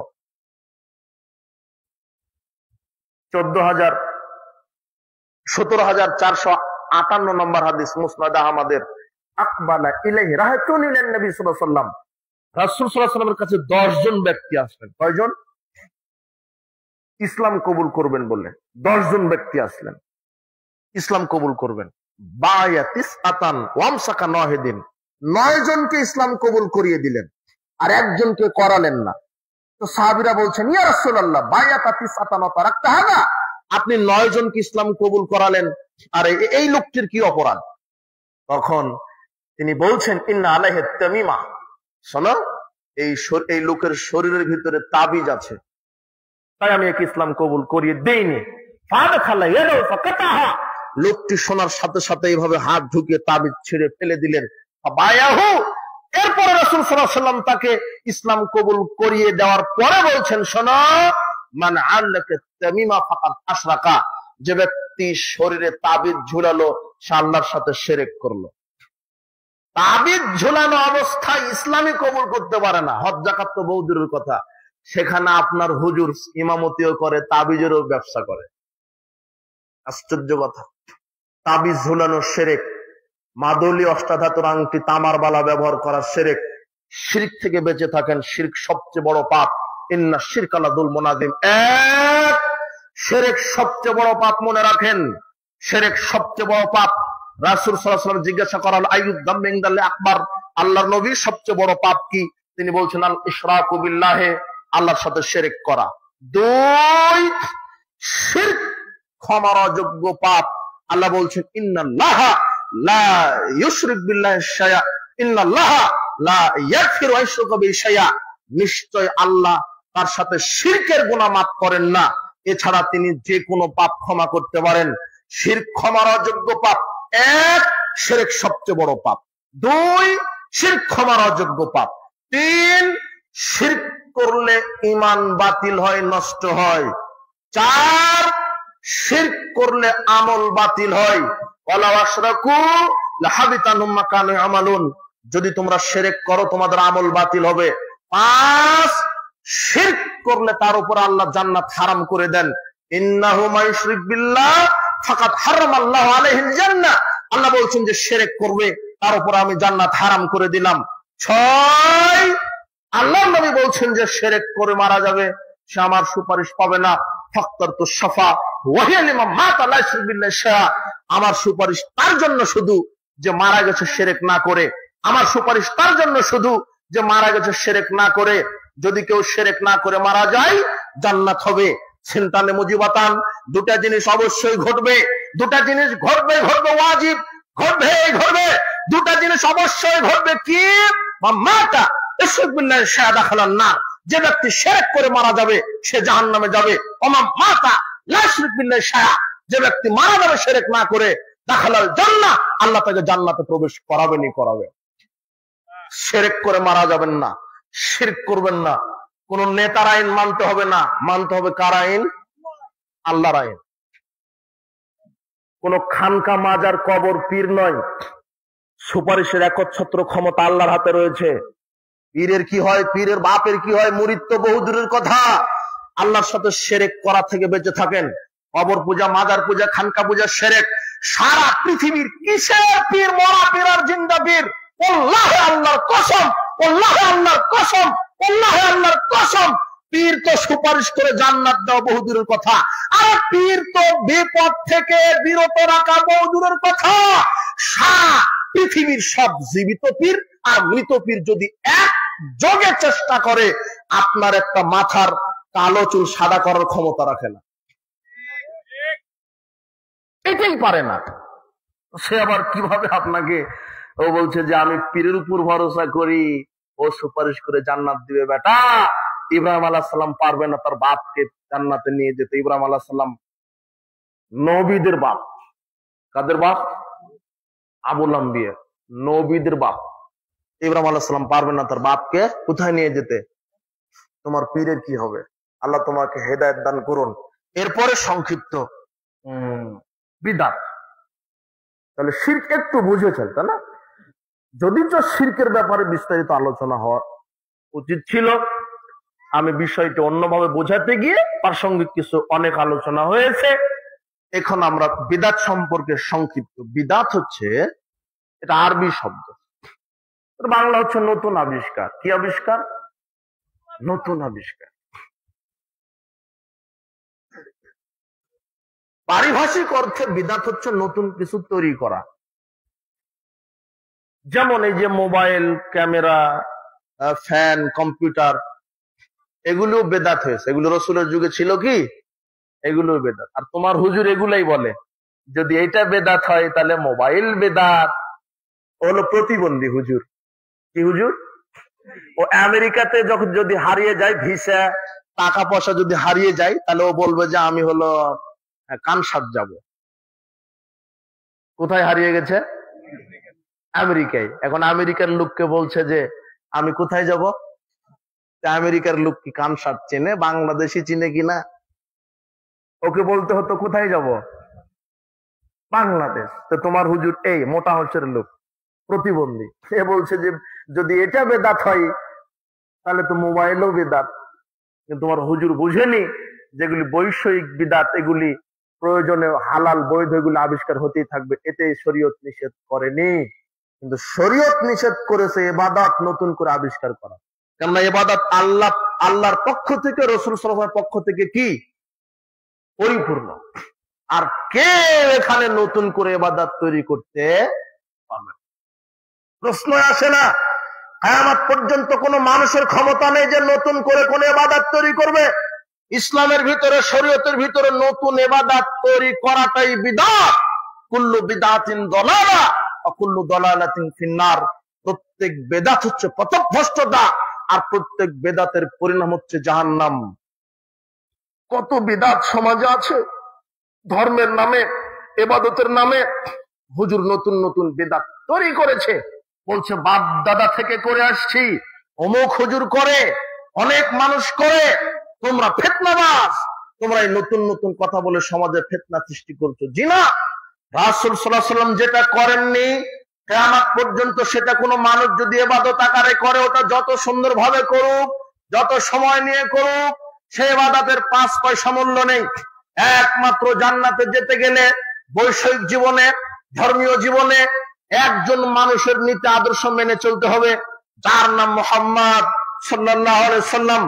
আল্লাহ সুবহানাহু ওয়া তাআলা বলছেন, কুল ইন কুনতুম তুহিব্বুনাল্লাহ, তোমরা যদি আল্লাহকে ভালোবাসতে চাও, হে নবী আপনি বলেন, ফাত্তাবিউনি, তাহলে আমার ইত্তেবা করো, ইউহিব্বুকুমুল্লাহ, আল্লাহ তোমাদেরকে ভালোবাসবেন, ওয়া ইয়াগফির লাকুম যুনুবাকুম ওয়াল্লাহু গফুরুর রহিম, আল্লাহ তোমাদের পাপগুলি ক্ষমা করে দিবেন। একজন মানুষের ইত্তেবা, যার নাম কি মুহাম্মদ সাল্লাল্লাহু আলাইহি ওয়াসাল্লাম। ইত্তেবা কোথায় করবেন? শুধু সালাতে, শুধু সিয়ামে, শুধু হজে, শুধু যাকাতে? জি না, একজন মানুষের ইত্তেবা করতে হবে সার্বিক জীবনে। সালাত আদায় করবেন মুহাম্মদ সাল্লাল্লাহু আলাইহি ওয়াসাল্লামের শরীয়ত অনুযায়ী, রাজনীতিও করতে হবে কার শরীয়ত অনুযায়ী? মুহাম্মদ সাল্লাল্লাহু আলাইহি ওয়াসাল্লাম। তোমার নেতা বলছে যে আমরা শুধু মসজিদ মাদ্রাসায় রাসূলের তরিকা, আল্লাহর বিধান মানবো, কিন্তু অর্থনীতি, সমাজনীতি, শিক্ষানীতি, রাজনীতি, অর্থনীতিতে ইসলাম ঢোকাতে দিব না, রাজনীতিতে ইসলাম ঢোকাতে দিব না। অর্থনীতিতে যদি ইসলাম ঢোকে তাহলে তো আমরা সুদ খেতে পারবো না, রাজনীতিতে যদি ইসলাম ঢোকে তাহলে তো জনগণের টাকা আমরা চুরি করতে পারবো না, আমরা মদ খেতে পারবো না, আমরা জেনা করতে পারবো না। এই জন্য তোমার এই সেকুলার পার্টির নেতারা এই ব্যবসায়, অর্থনীতি, শিক্ষানীতি, রাজনীতিতে এরা কি ঢুকতে দিচ্ছে না? ইসলাম ঢুকতে দিচ্ছে না। অথচ সালাত যার শরীয়ত, যার বিধানে, অর্থনীতি, রাজনীতিও কার বিধানে? আল্লাহর বিধানে। কিন্তু তোমার নেতা অর্ধেক মানে ইসলাম, ও মনে করেছে জনগণের টাকা চুরি করব আর হজ করব, এটা মাফ হয়ে যাবে। আরে মাজারে 5,000 টাকা দান করবো, পীর সুপারিশ করে জান্নাত দিয়ে দেবে। তোমার নেতার আকীদা, তোমার নেতা চুরি করা টাকা মাজারে দান করে আর বলছে ক্ষমা হবে। একজন মৌলানা সাহেব ওয়াজ করছেন যে 1 টাকা দান করলে 10 নেকি হয়, আর 1 টাকা চুরি করলে 1টা পাপ হয়। বক্তব্য ঠিক। কেউ যদি পাপ করে তাহলে 1টা পাপই লেখেন, আর নেকি করলে ওটাকে 10 গুণ বৃদ্ধি করেন। কয় গুণ? 10 গুণ। বক্তব্য ঠিক। এখন মাহফিলে ছিল চোর, ও চিন্তা করে সর্বনাশ, এটা তো আমার সুন্দর একটা প্রসেস, এই বক্তব্যটা আমার আমল করতে হবে। তা কিভাবে? তখন চোর, ওই যে একজন অন্ধ লোক ভিক্ষে করছিল, তোর থালা সামনে ছিল অনেক টাকা, তো ও হলো টাকা দেওয়ার পরিবর্তে 100 টাকা কি করেছে, উঠিয়ে নিয়েছে। অন্ধ তো আর বুঝতে পারেনি, মনে করলো যে আমাকে কি করলো, দিল, অথচ উঠিয়ে নিয়েছে। এখন 100 টাকা চুরি করে ওই মাহফিল কমিটিকে বলছে যে আমি 10 টাকা মাহফিলে দান করলাম। তাহলে 10 টাকা দান করলেন নাকি কত হলো, আর 100 টাকা চুরি করলেন পাপ কত? 100। তো বলছে যে 100টা নেকি 100টা পাপ সমান সমান, মাঝখানে 90 টাকা আমার লাভ। এখন ও তো ভাবেনি যে আমার চুরি করা টাকা দান করলে কবুল হবে না। তোমার নেতা বলছে কি বলেন হুজুর, জান্নাত তো রেডি, আমি 5 কোটি টাকা দিয়ে মসজিদ করেছি, কিন্তু তোমার নেতার স্মরণই নাই যে ওটা চুরি করা টাকা। তোমার নেতা বলছে যে মাহফিল আমি দিলাম 50,000, কিন্তু ওটা কিসের টাকা? সব নেতা না, কিন্তু অধিকাংশ নেতা। না হলে পিয়ন 400 কোটি টাকার মালিক হয় কি করে? বুঝেননি মনে হয়। ওর 14 পুরুষ মরা পর্যন্ত চাকরি করলে 400 কোটি টাকা বেতন পেত? হারামখোর, বুঝো না? তুমি বুঝো না কিছু? গর্বের সাথে বলছে 400 কোটি টাকার মালিক। আশ্চর্য কথা। তোমার নেতা দুদিন আগে রিক্সা চালককে বললো, ভাই আসেন, পোকা কাটা বেগুন কিনতে হবে, টাকা কম। নেতা হওয়ার সাথে সাথে 6 মাসই যায়নি, তেলের পাম্পের মালিক, লন্ডনে 26টা বাড়ি। পায় কোথায় এগুলা? 1 টাকা জনগণের সম্পদ থেকে চুরি করলে জাহান্নাম। আল্লাহর নবীকে বলছেন, আল্লাহর নবী, এই যে সুতাটা, এই যে দড়ি আমি নিয়েছি আমার জুতার ফিতা তৈরি করব। এটা খায়বারের যুদ্ধে আমরা যখন জয়ী হয়েছিলাম, এটা বিধর্মীদের সম্পদ ছিল। এই যে এটা রাষ্ট্রীয় সম্পদ, একটা সুতা চুরি করেছি, আমাকেও কি জাহান্নামে যেতে হবে? তখন তিনি বলছেন, শিরাকুম মিন্নার শিরাকানে মিন্নার। একটা সুতা চুরি করলেও জাহান্নাম, 2টা সুতা চুরি করলেও জনগণের সম্পদ। তোমার নেতা যদি এই হাদিস জানতো, তাহলে তোমার নেতা পটল চাষ করে খেত, জনগণের 1 টন চাউল মেরে দিত। তোমার নেতাকে হাদিস পড়তে বলো। তারপরে মসজিদ নির্মাণ করবে, বছর বছর উমরা করতে যাবে। তোমার নেতার উমরাই হয় জনগণের চুরি করা টাকাতে, মসজিদ নির্মাণ হয় চুরি করা টাকাতে। তোমার নেতা করলো কি জীবনে? তোমার হুজুর করলো কি? আর তাই বলে তোমার শুধু এই নেতারা দুর্নীতি করে? মসজিদের যে সভাপতি, সেক্রেটারি, ক্যাশিয়ার, এরাও দুর্নীতিবাজ, মসজিদের টাকা চুরি করে এরা। মাদ্রাসার যে প্রিন্সিপাল, দাড়ি আছে, দাড়িতে মেহেদি দেওয়া, টুপি আছে, প্রিন্সিপাল। আপনারা হয়তো বা জানেন যে কোন প্রতিষ্ঠানে চাকরি নিতে গেলে প্রতিষ্ঠান প্রধানের সুপারিশ লাগে, এটা ঠিক না? ঠিক কিনা? আপনি জানেন তো? আপনি যদি সহকারী পদে কি দরখাস্ত করেন, সব ওকে, প্রতিষ্ঠান প্রধানের কি লাগবে? সুপারিশ লাগবে, অনুমোদন লাগবে। এখন সহকারী শিক্ষক মাদ্রাসার প্রিন্সিপালের কাছে চলে গেছে অনুমোদন নিতে। প্রিন্সিপাল সাহেব, মৌলানা সাহেব, দাড়িতে মেহেদি দেওয়া, মাথায় টুপি, 2 বার হজ করা আছে আর 6 বার উমরা করা আছে। কয়বার? মাদ্রাসার প্রিন্সিপাল এখন বলছে যে সুপারিশ তো করব, কিন্তু 2 লক্ষ টাকা মিষ্টি খাওয়ার জন্য রেখে দিতে হবে। এটা হলো মাদ্রাসার প্রিন্সিপালের বক্তব্য। কথা বুঝেননি মনে হয়? আবার বলছে যে আপনি তাড়াতাড়ি দেন, আজান হয়ে গেছে, নামাজে যেতে হবে। এটা হলো প্রিন্সিপালের চরিত্র। শুধু তোমার এমপি মন্ত্রীকে আমি বলবো, তোমার এমপি মন্ত্রী আবার বলবে হুজুরও তো দুর্নীতিবাজ। ওটা আমি আগেই মেরে দিয়েছি যে হুজুর দ্বারাই জাহান্নাম কি হবে। কথা বুঝেননি মনে হয়? সাবধান, তোমার নেতাকে সাবধান হতে বলো। রসুলের তরিকা ব্যতীত অন্য কারো পদ্ধতিতে যদি রাজনীতি করে, পরকালে সফল হবে না। আমি মুসলিম। কবরে মারা যাওয়ার সাথে সাথে আল্লাহ 3টা প্রশ্ন করবেন। প্রথম প্রশ্ন, মা দিনুকা, কি? হ্যাঁ, এই প্রশ্ন না? তখন আপনি বলবেন দিনী ডেমোক্রেসি, দিনী সেকুলারিজম, দিনী ক্যাপিটালিজম। না, হচ্ছে না উত্তর? দিনী ইন্টারেস্ট, সুদের নাম পাল্টিয়ে দিয়েছে শয়তান, সুদ বলা যাবে না। ওদিকে আবার দাড়ি টুপি যারা, ওরা আবার বলে না না এটা হলো মুনাফা। আর ঘুষকে ঘুষ বলা যাবে না, সেলামি। কথা বুঝেননি মনে হয়? সব পাল্টিয়ে দিয়েছে। আর এই যে প্রিন্সিপাল সাহেব বলছে যে হাদিয়া দিতে হবে, কি দিতে হবে ওকে? হাদিয়া। যে ঘুষের নাম চেঞ্জ করে দিল তোমার হুজুর। মা দিনুকা, তোমার দিন কি? তখন বলবেন দিনিন আন্দাজি। কোথায় আপনার দিন ইসলাম? আপনার অর্থনীতি সুদ, রাজনীতি এই আব্রাহাম লিঙ্কন গণতন্ত্রের পচা গণতন্ত্র রাজনীতি। আপনার সকাল থেকে সন্ধ্যা পর্যন্ত আল্লাহ বিরোধী আইন। আপনি ওই মুখে বলতে পারবেন দিন ইসলাম? বুঝেননি মনে হয় আমার কথা? তারপরে প্রশ্ন কি? স্মরণ করায় দেন আমাকে। প্রথমে মনে হয় মান রব্বুকা, তাই না? আমার ভুল হয়েছে।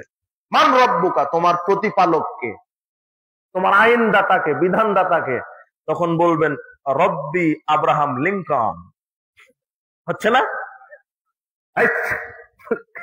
বোকা, তোমার নেতা বলছে আমি অমুক নেতার আদর্শ ধারণ করি।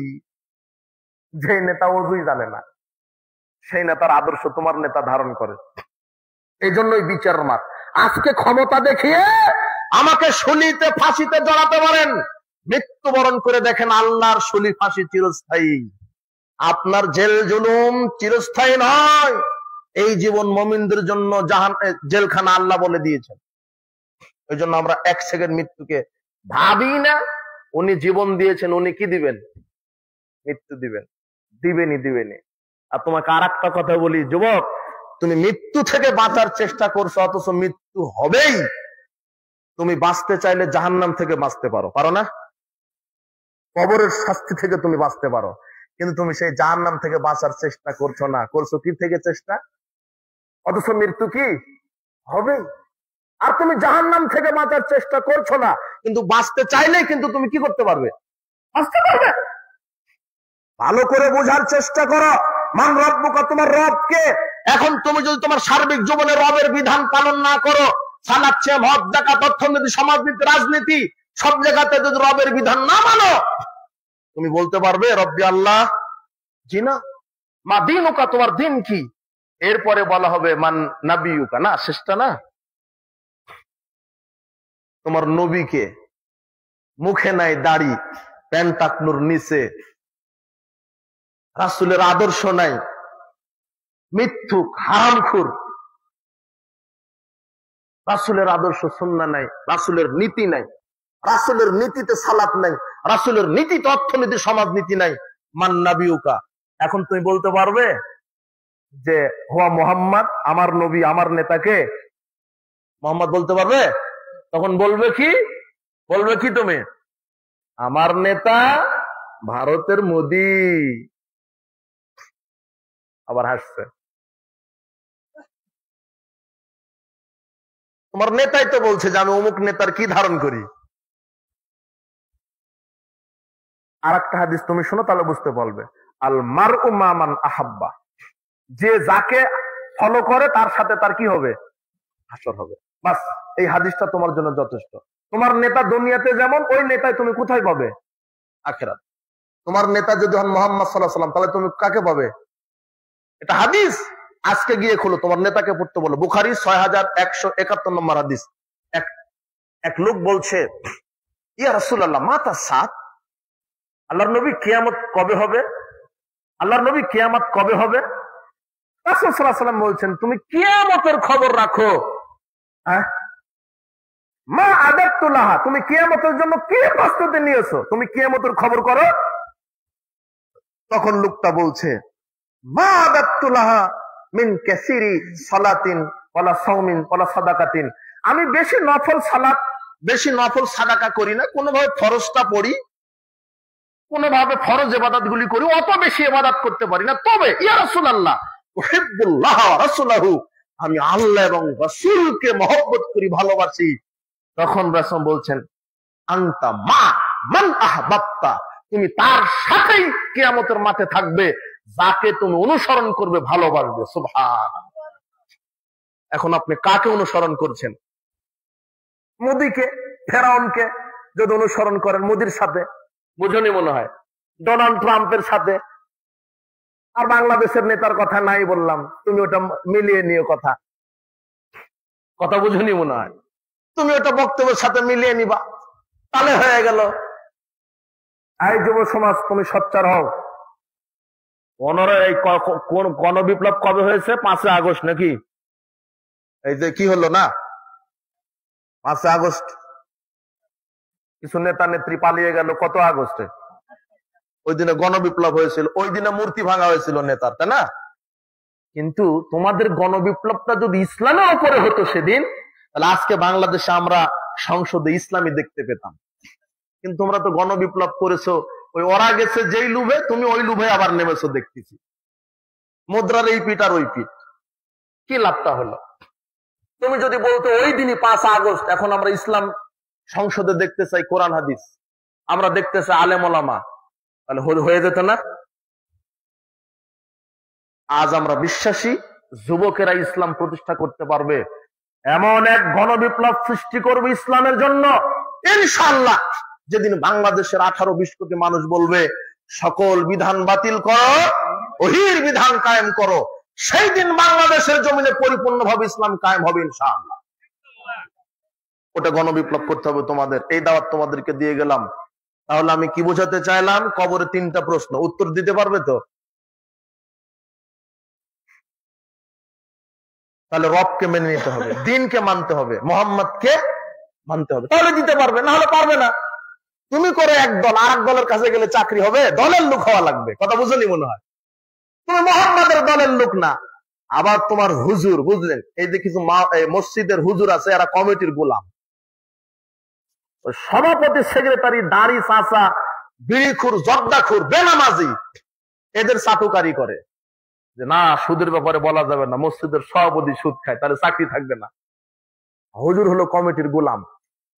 এই লোকটা যখন মারা গেছে, রাসূলের আদর্শ নাই, হারামখুর, বিড়িখুর, জর্দাখুর, বেনামাজি, এ যখন মারা গেছে, হুজুর জানাজার দোয়া বলার পর, লম্বা মোনাজাত দেওয়ার পরে বলছে বিসমিল্লাহ ওয়ালা, বিসমিল্লাহ ওয়ালা মিল্লাতে, বিসমিল্লাহ আল্লাহর নামে, ওয়া আলা ওপরে, মিল্লাতে দিনের, দলের, মিল্লাত মানে দল, বুঝেছেন? আরবি ডিকশনারি খুলেন, আরবি পড়াশোনা করেন। মিল্লাত মানে কি? দল। মিল্লাতে রাসূলিহি, তার রাসূলের দলের উপরে তাকে কি করলাম? এই হারামখোর সারা জীবন ইহুদি খ্রিস্টানের দল করেছে, কথা বুঝেননি মনে হয়। তাহলে হলো, কথার সাথে মিললো কথা। আল্লাহর নামে রাসূলের দলে উঠাই দিলাম, অথচ এ কি করেছে? রাসূলের দল করেছে।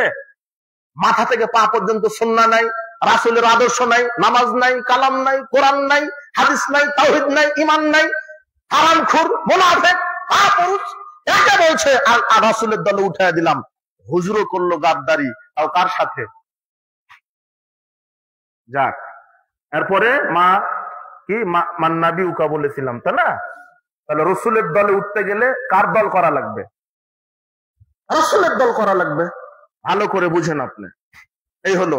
এখন বেদাতটা বুঝাতে গিয়ে এটা বললাম যে একমাত্র অনুসরণীয় ব্যক্তিকে মুহাম্মদ সাল্লাল্লাহু আলাইহি ওয়াসাল্লাম। তার নিয়মে সালাত, তার নিয়মে সিয়াম, তার নিয়মে হজ, তার নিয়মে অর্থনীতি, তার নীতিতে রাজনীতি। এটা আল্লাহ বলছেন, লাকাদ কানা লাকুম ফি রাসূলিল্লাহি উসওয়াতুন হাসানাহ। শোনো, একজন মানুষের আদর্শ মানতে আমি আল্লাহ বলছি, যার নাম সালাতে যার আদর্শ, রাজনীতিতেও তার আদর্শ, অর্থনীতিতেও তার আদর্শ। মনে থাকবে? হ্যাঁ হ্যাঁ, আল্লাহ আমাদেরকে কবুল করুন, আমিন। অনেক সময় দিয়েছি, 12টায় শেষ করতাম, 22 মিনিট দিয়েছি। আবার এক গাদা প্রশ্ন, একটু বেদাতটা ভালোভাবে মনে হয় ক্লিয়ার হলো না, তাই না? অনেক ওই কিতাব আছে, বই পড়বেন, অনেক বক্তব্য আছে বড় বড় আলেমদের। মতিউর রহমান মাদানী নাম শুনেছেন? এনার আলোচনা শুনবেন। ডক্টর জাকির নায়েক, এনার বক্তব্য শুনবেন। ডক্টর গালিব, আসাদুল্লাহ গালিব নাম শুনেছেন না? এনার বক্তব্য শুনবেন। এনার অনেক বই আছে, বই পড়বেন। চায়ের স্টলে বসলে 150 টাকা চলে যায়, তাই না? যায় না? পায়খানা হয়ে শেষ। অত 150 টাকা দিয়ে যদি একটা বই কিনেন, ওনার একটা বই আছে সালাতুর রাসূল, একটা বই কিনেন, আপনি পড়বেন, আপনার ছেলে, আপনার নাতি, তাও ওই বই থেকে যাবে। কথা বুঝেছেন? বই পড়াশোনা করেন, তো ইসলাম জানতে হবে। আর মাদ্রাসা যেন প্রতিষ্ঠা হয়, এই চেষ্টা করেন। কথা বুঝেছেন? ওখানে ইংরেজি পড়ানো হবে, কেমিস্ট্রি, বায়োলজি ওখানে পড়ানো হবে, কিন্তু মূল ভিত্তি কি হবে? ইসলাম, কোরআন, হাদিস, তাওহীদ। প্রাইমারি, হাই স্কুল, কলেজ, বিশ্ববিদ্যালয় সবই থাকবে, কিন্তু সিলেবাস চেঞ্জ হবে। ওগুলো ভাঙার দরকার নাই। নেতাই থাকবে, কিন্তু নেতাকে বলতে হবে যে আমি দাড়ি টুপি ছেড়ে দিলাম, এই যে আমি মুসলিম, আমি ইমাম, 20 কোটি মানুষের ইমাম, আর আমার সংবিধান কোরআন হাদিস। ইসলাম নেতার পরিবর্তন চায় না। ওই খালেদার ছেলে আসুক না, নাম কি? খালেদার ছেলে, আবার ওই কি হাসিনার ছেলে একটা আছে না, শেখ হাসিনা, চিনেন না নাকি? না ভুলে গেছেন? কয়েকদিন আগেই তো চলে গেল। ওই জয় আসুক, দাড়ি ছেড়ে দিবে, হজ উমরা করবে, কোরআন হাদিস ভালোভাবে শিখবে, ঈমান আমল শিখবে, আর সংসদে কোরআন হাদিস কায়েম করে দিল। চুরি করলে হাত কেটে দিবে, মদ খেলে কিসের বাড়ি বললাম, জুতার বাড়ি, মনে আছে না? জেনা করলে ওইভাবে পিটাবে। ইসলামে আইন প্রতিষ্ঠা, মদ বন্ধ হবে, জেনা বন্ধ হবে, দুর্নীতি কি হবে? বন্ধ হয়ে যাবে। ইসলাম নেতার পরিবর্তন চায় না, তো নীতির পরিবর্তন চায়। এটা চান? জি বলছে, আমাকে যেতে হবে ক্ষমতায়, না হলে তো চুরি করা যাবে না, আমাকে যেতে হবে, ওকে ঠেকাও। আল্লাহ কবুল করো। আল্লাহ তুমি বাংলাদেশে এমন এক অভ্রান্ত সত্য নেতা প্রেরণ করো, যে কোরআন সুন্নাহর আলোয় সারা বাংলাদেশের অন্ধকার দূর করে দিতে পারে এমন একটা নেতা তুমি প্রেরণ করো, শিরক বিদআত মুক্ত রাখো। মুসলিম হয়ে কেউ যদি পূজা জোগাতে যায় তাহলে সে কি মুসলিম থাকতে পারে? কি শুনলেন আমার বক্তব্য এতক্ষণ? যদি তার ঈমান আকীদার মহব্বত থাকে তার ভিতরে, বিধর্মীদের প্রতি, মূর্তির প্রতি মহব্বত ভালোবাসা থাকে, তাহলে সে মুশরিক হয়ে যাবে। দুনিয়াবি কোনো স্বার্থ থাকে, ইসলাম অন্য কোনো ধর্মের অন্য কোনো মতবাদের মোকাপেক্ষী নয়, সব ইসলামের মোকাপেক্ষী, সব আল্লাহর গোলাম, আল্লাহর বিধান মেনে আপনাকে চলতে হবে, কার বিধান নয়। মহিলারা পুকুরে গোসল করতে পারবে কি? প্রশ্নই আসে না। হ্যাঁ, পুকুর যদি তার ব্যক্তিগত হয়, ও একাই গোসল করে, তাহলে চতুর্দিকে ঘেরা থাকবে বড় করে, কেউ দেখে না, তাহলে পুকুরে গোসল দিতে পারবে, বুঝেননি মনে হয়। কিন্তু খোলা মাঠে পুকুর, নদীতে জিনা, সারা এলাকার মানুষ দেখছে ও যে অমুকের স্ত্রী গোসল দেয়, অমুকের স্ত্রীর শরীরের গঠন এরকম। তার লজ্জা হওয়া দরকার, তো একটা গায়রত থাকে না আপনার? গায়রত আছে তো, আমার বউ আমার সম্পদ। যুবক ল্যাংটা করে মোটর সাইকেলে নিয়ে চলে গেছে, বলছে যে এটা তো আমার কেন, এটা জনগণের সম্পদ। হুজুর যদি বেদাত করে তাহলে কি তাকে সালাম দেওয়া যাবে? সালাফদের নীতি, বেদাতীদেরকে সালাম দেওয়া যাবে না, এটা সালাফদের নীতি। তবে যদি দেখতে পান যে তার সাথে একটু সম্পর্ক ঠিক রাখলে, সালাম দিলে, উঠা বসা করলে সে বেদাত থেকে ফিরে আসবে, এই দাওয়াতের উদ্দেশ্যে, হেদায়েতের পথ দেখার উদ্দেশ্যে তার সাথে কৌশলাদি বিনিময় করবেন। কথা বুঝেছেন? কিন্তু কট্টর যদি বেদাতি হয়, সে যদি বিরোধিতা করে, তাহলে তাকে সম্মান করা যাবে। হুজুর জর্দা খায়, এক ইমামতি করে, তার পিছনে নামাজ হবে কি? আগে আপনাকে ধরা লাগবে, এই ইমাম হলো কি করে?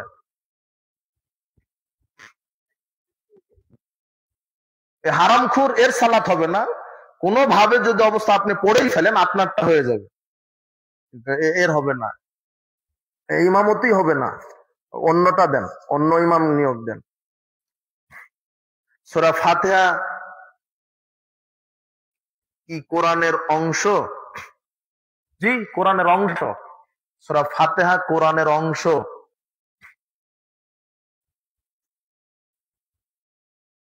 ওয়াজ শুনে ফতোয়া দিতে পারবে কি?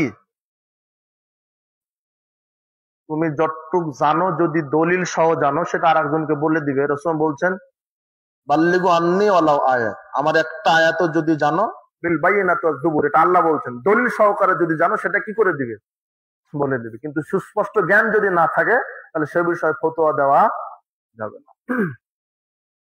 মসজিদ মাদ্রাসা বাকি দান করিলে, পরিশোধ না করিলে কি কি ধরনের গুনাহ হবে জানাবেন। ওটা আপনার নিয়তের উপরে থাকবে। আপনি দান করতে চেয়েছিলেন, কিন্তু পরিবেশ পরিস্থিতিতে দান করার ক্ষমতা হারিয়ে ফেলেছেন। আমি দিলাম 500 টাকা, অমুক তারিখে দিব বা দিব, কিন্তু আপনার সেই অ্যাবিলিটি নাই, এই ক্ষেত্রে আল্লাহ আপনাকে ধরবে না।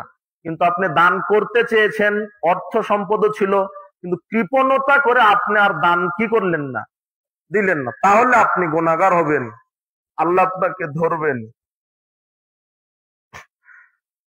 7 ভাগে কুরবানি দেওয়া জায়েজ? কি ব্যাপার, কুরবানির সময় তো আসেনি এই প্রশ্ন? এটা তো কুরবানির সময়, যখন রমাদান আসবে তখন তারাবি 8 না 20, একটা কি আছে, কুরবানির সময় কুরবানি। প্রত্যেকটা মাসালায় ইখতিলাফ আছে। তো 7 ভাগে কুরবানি জায়েজ। তো 7 ভাগে যারা দিয়েছে, সাহাবীগণ দিয়েছে, তাই না? দেননি? হ্যাঁ, দিয়েছেন। কোথায়? সফরে, মুকিম অবস্থায় 7 ভাগে দিয়েছেন, এরকম হাদিস আমাদের নাই। থাকলে আমাদেরকে দিবেন, আমরা সংশোধন করে নেব। আমরা জানি না, এটা নিয়ে ইখতিলাফি মাসালা অনেকেরই আছে।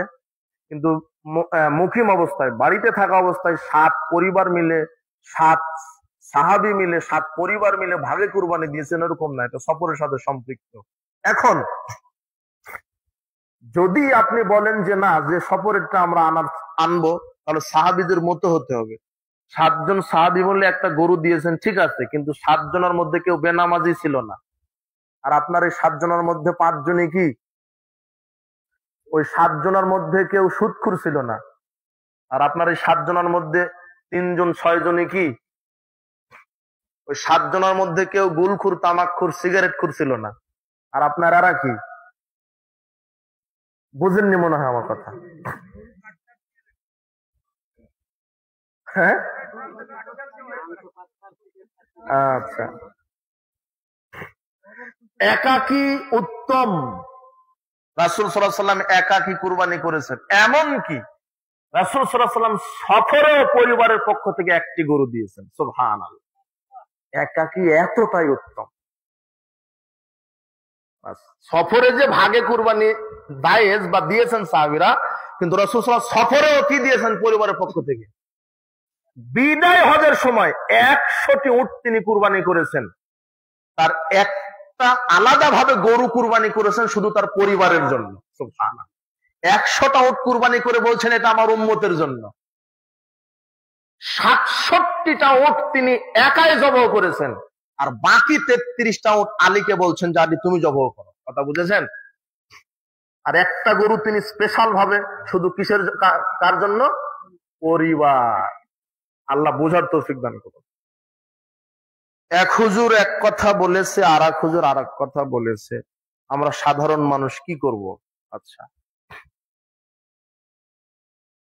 বাজারে যান না, মাছ কিনতে যান তো, এ বলে আমারটা তাজা মাছ, ও বলে আমারটা তাজা মাছ। তখন আপনি যাচাই করেন না? এখানে জমি কিনবেন, আপনি সবচেয়ে গাধা, চাঁপাইনবাবগঞ্জ এই গ্রামের মধ্যে সবচেয়ে গাধা, আপনি একেবারে গাধার বাচ্চা গাধা, কিন্তু আপনি 5 কাঠা জমি কিনবেন। সমাজের যে সবচেয়ে জমি কাগজপত্র বুঝে তার কাছে আপনি যাবেন না? দেখেন তো এটা খারিজ এর মালিকানা ঠিক আছে কিনা, দাগ ঠিক আছে কিনা, আরো কি জানি বলে, আমারও তো ধারণা নাই জমি সম্পর্কে, এগুলি কি দেখে নেয় না? ও জানে না, কিন্তু আরেকজনের কাছে সঠিকটা কি করে। কিন্তু এই ধর্ম মানার ক্ষেত্রে বলে এক হুজুর এই কথা, আর এক হুজুর এই কথা, কাটটা মানবো। এই হারামখুর তদন্ত করে না। তুমি তদন্ত করো। আহলে হাদিসের ব্যাপারে বক্তব্য দেয় দলিল দিয়ে।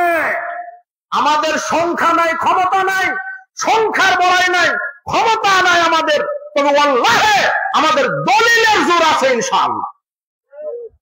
দলিল ছাড়া আলেম বাচ্চারা কথা বলে না। মাজাই বল নিয়ে কথা বলতে হয়, কোরআন হাদিস ইবারত করে কথা বলতে, চাপার জোরে নয়। তোমার হুজুরকে বলো আধা ঘন্টা বক্তব্য দিবে কোরআন হাদিস থেকে ইবারত করে, তোমার হুজুর কেমন কেমন করবে। একটা আয়াত প্রথমে, একটা হাদিস, এরপরে ওই আয়াতও নাই হাদিসও নাই। 1.5-2 ঘন্টা বক্তব্য দেয়, 1.5 ঘন্টা জেলের কাহিনী। হ্যাঁ, রাস্তায় কি হলো, তেল ছাড়া কত কিলো গেল মাইক্রোবাস, এগুলো ফু দিল অমুক পীর সাহেব এই জায়নামাজ দিয়ে 7 সমুদ্র 13 নদী পার হয়ে গেল। শ্রোতারাও বলছে সুবহানাল্লাহ। এটা কি হলো? তাহলে বুঝতে পেরেছেন তো, সঠিকটা আপনাকে কি করতে হবে? যাচাই করে ধর্ম মানতে হবে। 5 কাঠা জমির এত যাচাই, আর আল্লাহ যাকে সর্বশেষে জান্নাত দিবেন তার জান্নাতের পরিধি হবে 10 আকাশ 10 জমিন। হাঁপানির অসুখের গাছ খাওয়ার নিয়ম বলেছেন কবিরাজ, রবিবারের দিনই খেতে হবে। গাছ বাটার সময় মুখ থাকবে দক্ষিণ দিকে, পাতার নিচে 10 টাকা রাখতে হবে এবং সেই টাকা দান করে দিতে হবে। কুসংস্কার, শিরক। মহিলাদের কত ভরি স্বর্ণ বা টাকা থাকলে জাকাত দিতে হবে? 7.5 ভরি স্বর্ণ থাকলে জাকাত দিতে হবে, আর 7.5 ভরি স্বর্ণের পরিমাণ অর্থ থাকলে জাকাত দিতে হবে। এটাই। যার স্বর্ণ সে জাকাত দিবে। আপনার স্ত্রীর স্বর্ণ, স্ত্রী জাকাত দিবে। আপনার অর্থ আপনি জাকাত দিবেন। শত শিরক করে মারা গেলে চিরস্থায়ী জাহান্নাম হবে কি? আল্লাহ অধিক ভালো জানেন, তবে কোরআন হাদিস থেকে যে সুস্পষ্ট বোঝা যায়, ছোট শিরক করে মারা গেলে চিরস্থায়ী জাহান্নাম হবে না ইনশাআল্লাহ। বড় শিরক করে মারা গেলে চিরস্থায়ী জাহান্নাম। তবে এরপরও আমি আল্লাহে আলাম, আল্লাহ সর্বাধিক অবগত। না জেনে শিরক করে মারা গেলে চিরস্থায়ী জাহান্নাম হবে কি? ভালো প্রশ্ন করেছেন। এখন আমার কথা আপনি জানবেন না কেন? এক বুড়া 80 বছর বয়স, কত বছর, চামড়া ঘুষ পড়ে গেছে, যুবক বয়সে শয়তানি বদমাশি মদ গাঁজা সুদ ঘুষ জেনা ব্যভিচার গান বাজনা করে বেড়াচ্ছে, বুঝছেন? এখন বয়স হয়ে গেছে 80 বছর, খুন খুনে বুড়া, বলছে হুজুর তায়াম্মুম কিভাবে করা লাগে। কি 80 বছর বয়সে যদি তায়াম্মুমের ফতোয়া জিজ্ঞেস করা লাগে, তাহলে চিন্তা করেন ওর আমল কত খারাপ। বুঝেননি কথা মনে হয়? এত বছর পর্যন্ত কি করলো? আমাদের দেশে যারা বিসিএস ক্যাডার, যদিও কিছু সেশনে বিসিএস ক্যাডার হয়েছে কোশ্চিন ফাঁস চুরি করা বিসিএস ক্যাডার, বুঝেছেন? কিন্তু আসলে যারা অরিজিনাল বিসিএস ক্যাডার, এরা যে এত জ্ঞানী, যারা আইনজীবী আছে, সচিব আছে, এরা অনেক জ্ঞানী। আমাদের দেশে এমন এমন আইনজীবী আছে যে বাংলাদেশের সংবিধানে কি আছে এটা তো জানে, আমেরিকা ব্রিটেনের সংবিধানে কোন লাইনে কি আছে এটাও তার মুখস্থ। একটা বিশেষ ক্যাডার ওর আকাশ তত্ত্ব, জমিন তত্ত্ব, দেহ তত্ত্ব, ফিজিক্স, কেমিস্ট্রি, কম্পিউটার সব জানতে হয়। ও সব জানে, শুধু জানাজার দোয়াটা জানে না। কি জানে না? কথা বুঝেননি মনে হয়? তো জানলো না কেন? ও তো এত কিছু জানলো, পিথাগোরাসের সূত্র জানে, সর্বনাশ। আমি যখন এটা মুখস্থ করেছি আমার মাথা ঘেমে গেছে। আমি তো নিজে কেমিস্ট্রির ছাত্র, আমিও জেনারেল শিক্ষক ছাত্র। কিন্তু কোরআন হাদিস তো শুধু হুজুরদের জন্য আসেনি, মাদ্রাসার ছাত্রদের জন্য আসেনি। এটা গীতা নয় যে ব্রাহ্মণ ছাড়া কেউ পড়তে পারবে না।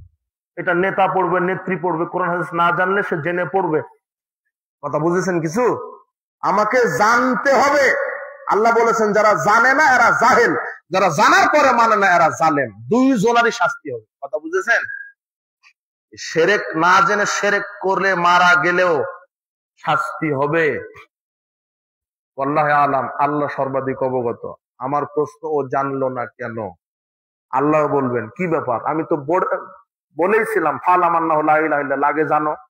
আল্লাহ জিজ্ঞাসা যদি করে বসে তাহলে আপনি কি করবেন? জানার চেষ্টা করেন, হুজুরের কাছে যান, মাওলানা সাহেবের কাছে যান।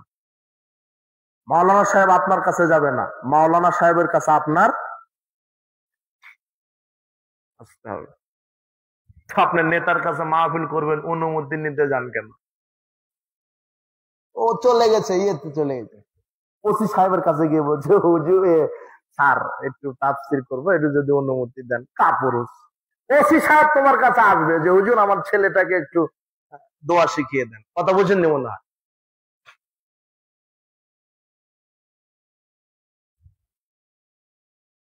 একটু ভারত নিয়ে আসেন। আপনি এদেশের নাগরিক, ট্যাক্স দিয়ে থাকেন, আপনি একটা ধর্মীয় কাজ করবেন, অনুমতি লাগবে মানে? কে বলেছে? ওরা কিছু করে আমাদের কাছ থেকে অনুমতি নেয়। 31st নাইট করে, তারপরে আর কি করে, পয়লা বৈশাখ পালন করে। পয়লা বৈশাখের দিনে কুকুরের মুখোশ পড়ে ওরা। কিসের মুখোশ? শ্রীগালের, কুকুরের, ভাল্লুকের মুখোশ পড়ে বলে এসো হে বৈশাখ, কল্যাণ শুভযাত্রা। মানে ওরা প্রথম বছরেই স্বাগত জানায়, এসো হে বৈশাখ, দেখো আমরা কুকুরের মুখোশ পড়েছি, এই নতুন বছরে যেন আমরা কুকুর হয়ে বেঁচে থাকতে পারি। আপনার ছেলে মেয়ে কয়টা? কি ব্যাপার? পারিবারিক জিনিস। আমার ছেলে, দুইটা ছেলে আছে ছোট, একটা হলো 7 বছর, একটা হলো ওর পিচ্চির বয়স 2 বছর পার হয়েছে। এই দুইটাই ছেলে আমার।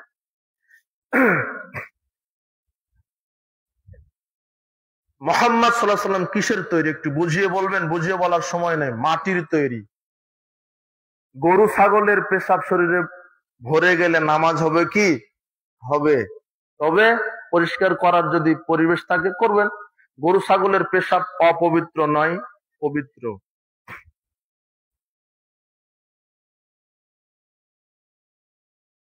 হানাফি মসজিদে সালাত আদায় করা যাবে কি? প্রকৃত যদি হানাফি, বাংলাদেশে কোনো হানাফি নাই প্রকৃত, যা আছে আশারি, মাতুরিদি, বিভিন্ন আকীদা। হানাফি ইমাম আবু হানিফা নিজেই বলেছেন যারা সহিহ হাদিস মেনে চলে তারাই হানাফি। তারাই কি?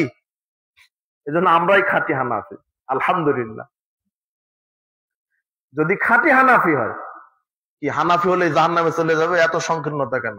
আর আপনি জোরে আমিন বলেন, রাফালিয়া করে জান্নাত, বউকে ল্যাংটা করে সাজিয়ে আর তামাক চাবিয়ে, আশ্চর্য কথা।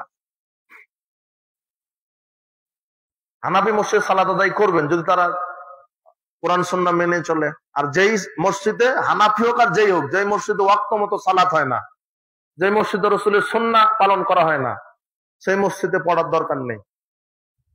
5 ওয়াক্ত সালাতের পর সম্মিলিত মোনাজাত করলে তার ইবাদত কবুল হবে কি? জি না, তার ইবাদত কবুল হবে না। কেন? রাসূল বলছেন মান হাদাসা ফি হাদাসান আও মুহদিসান, যে বেদাত করলো, বেদাতকে আশ্রয় দিল, তার উপর আল্লাহর লানত, ফেরেশতার লানত, মানব মণ্ডলীর লানত, লা ইকবালু মিনহু সারফুল আদল, তার ফরজ নফল ইবাদত কবুল হবে না। হাদিসটি বুখারীর। আর সম্মিলিত মোনাজাত ফরজ সালাতের পরে করা বিদআত কি? আর যে ব্যক্তি বিদআতি আমল করলো তার ফরজ নফল ইবাদত কবুল হয় না। কেন বেদাত? রাসূল সাল্লাল্লাহু আলাইহি ওয়াসাল্লাম তার 23 বছর নবুয়তের জিন্দেগিতে ফরজ সালাতের পরে সম্মিলিত মোনাজাত করেন নি, তাই আপনিও করতে পারবেন না। তাহলে দেখাক আমাদের কাছে সেই যে রাসূল সবাইকে নিয়ে মোনাজাত করেছে।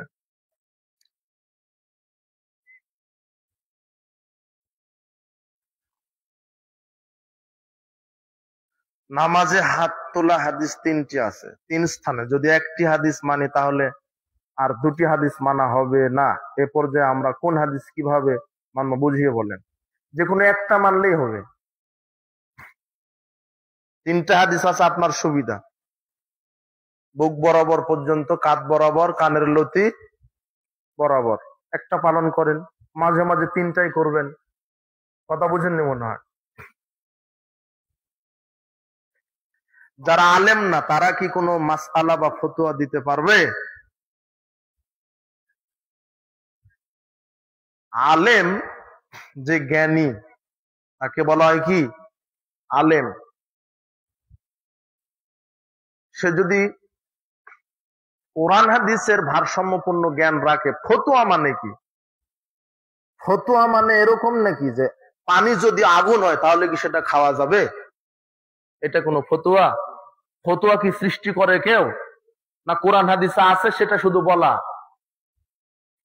ফতোয়া দানকারী একমাত্র কে? আমরা যে এতক্ষণ বক্তব্য দিলাম, এটা নিজের বাপ দাদার তৈরি করা না কোরআন হাদিস? আপনি আমাকে জিজ্ঞাসা করবেন যে মৌলানা সাহেব খাওয়ার আগে কি বলে খেতে হয়, এটা কি জিজ্ঞাসা করলেন? ফতোয়া। এখন আপনি জানেন যে বিসমিল্লাহ, তাহলে বলবেন না আপনি? মানে ফতোয়া মানে কি বুঝেছেন আপনি? মানে হুজুর নিজের থেকে তৈরি করে একটা মেরে দিবে নাকি? তবে বিজ্ঞ আলেম জ্ঞানী এদের কাছ থেকে ইসলাম জানার কি করবেন? চেষ্টা করবেন। আর যে বলছে সে যেই হোক। আর ইবলিশ যদি কোনো কথা বলে, আমি বেশি কথা বলতেছি, 1টা বাজে যাচ্ছে, এত প্রশ্ন। ইবলিশ যদি কোনো কথা বলা সেটা যদি দলিলের সাথে মিলে যায় তাহলে ইবলিশেরটাও কি করতে হবে? এই যে আয়াতুল কুরসি পড়ি না রাতে ঘুমানোর সময়, এই ফতোয়া কে দিয়েছে জানেন? ইবলিশ। আবু হুরায়রা বলছে ইয়া রাসূলুল্লাহ এটা তো ইবলিশ বলে গেল। হ্যাঁ ঠিকই বলেছে, তুমি আমল করতে থাকো। কথা বুঝেননি? আর মুফতি যদি ফতোয়া দেয় সেটা যদি কোরআন সুন্নাহ থেকে না থাকে তাহলে কি? বারাকাল্লাহ ফিক। আপনারা অনেক ধৈর্যশীল। আল্লাহ আপনাদের গুনাহ খাতাকে ক্ষমা করে দিন। যত নারী পুরুষ এসে আল্লাহ তুমি সবাইকে কোরআন সুন্নাহ বোঝার তৌফিক দান করো। যারা আয়োজন করেছেন যুবকদেরকে এবং এই সংগঠনকে তুমি কবুল করে নাও। আল্লাহ আমাদের পাপ রাশি ক্ষমা করো। মৃত্যুর সময় যেন ঈমান নিয়ে মৃত্যুবরণ করতে পারো সেই তৌফিক তুমি দান করো। সুবহানাকা আল্লাহুম্মা ওয়া বিহামদিকা আশহাদু আল্লা ইলাহা ইল্লা আনতা আস্তাগফিরুকা ওয়া আতুবু ইলাইক। আসসালামু আলাইকুম ওয়া রাহমাতুল্লাহি ওয়া বারাকাতুহু।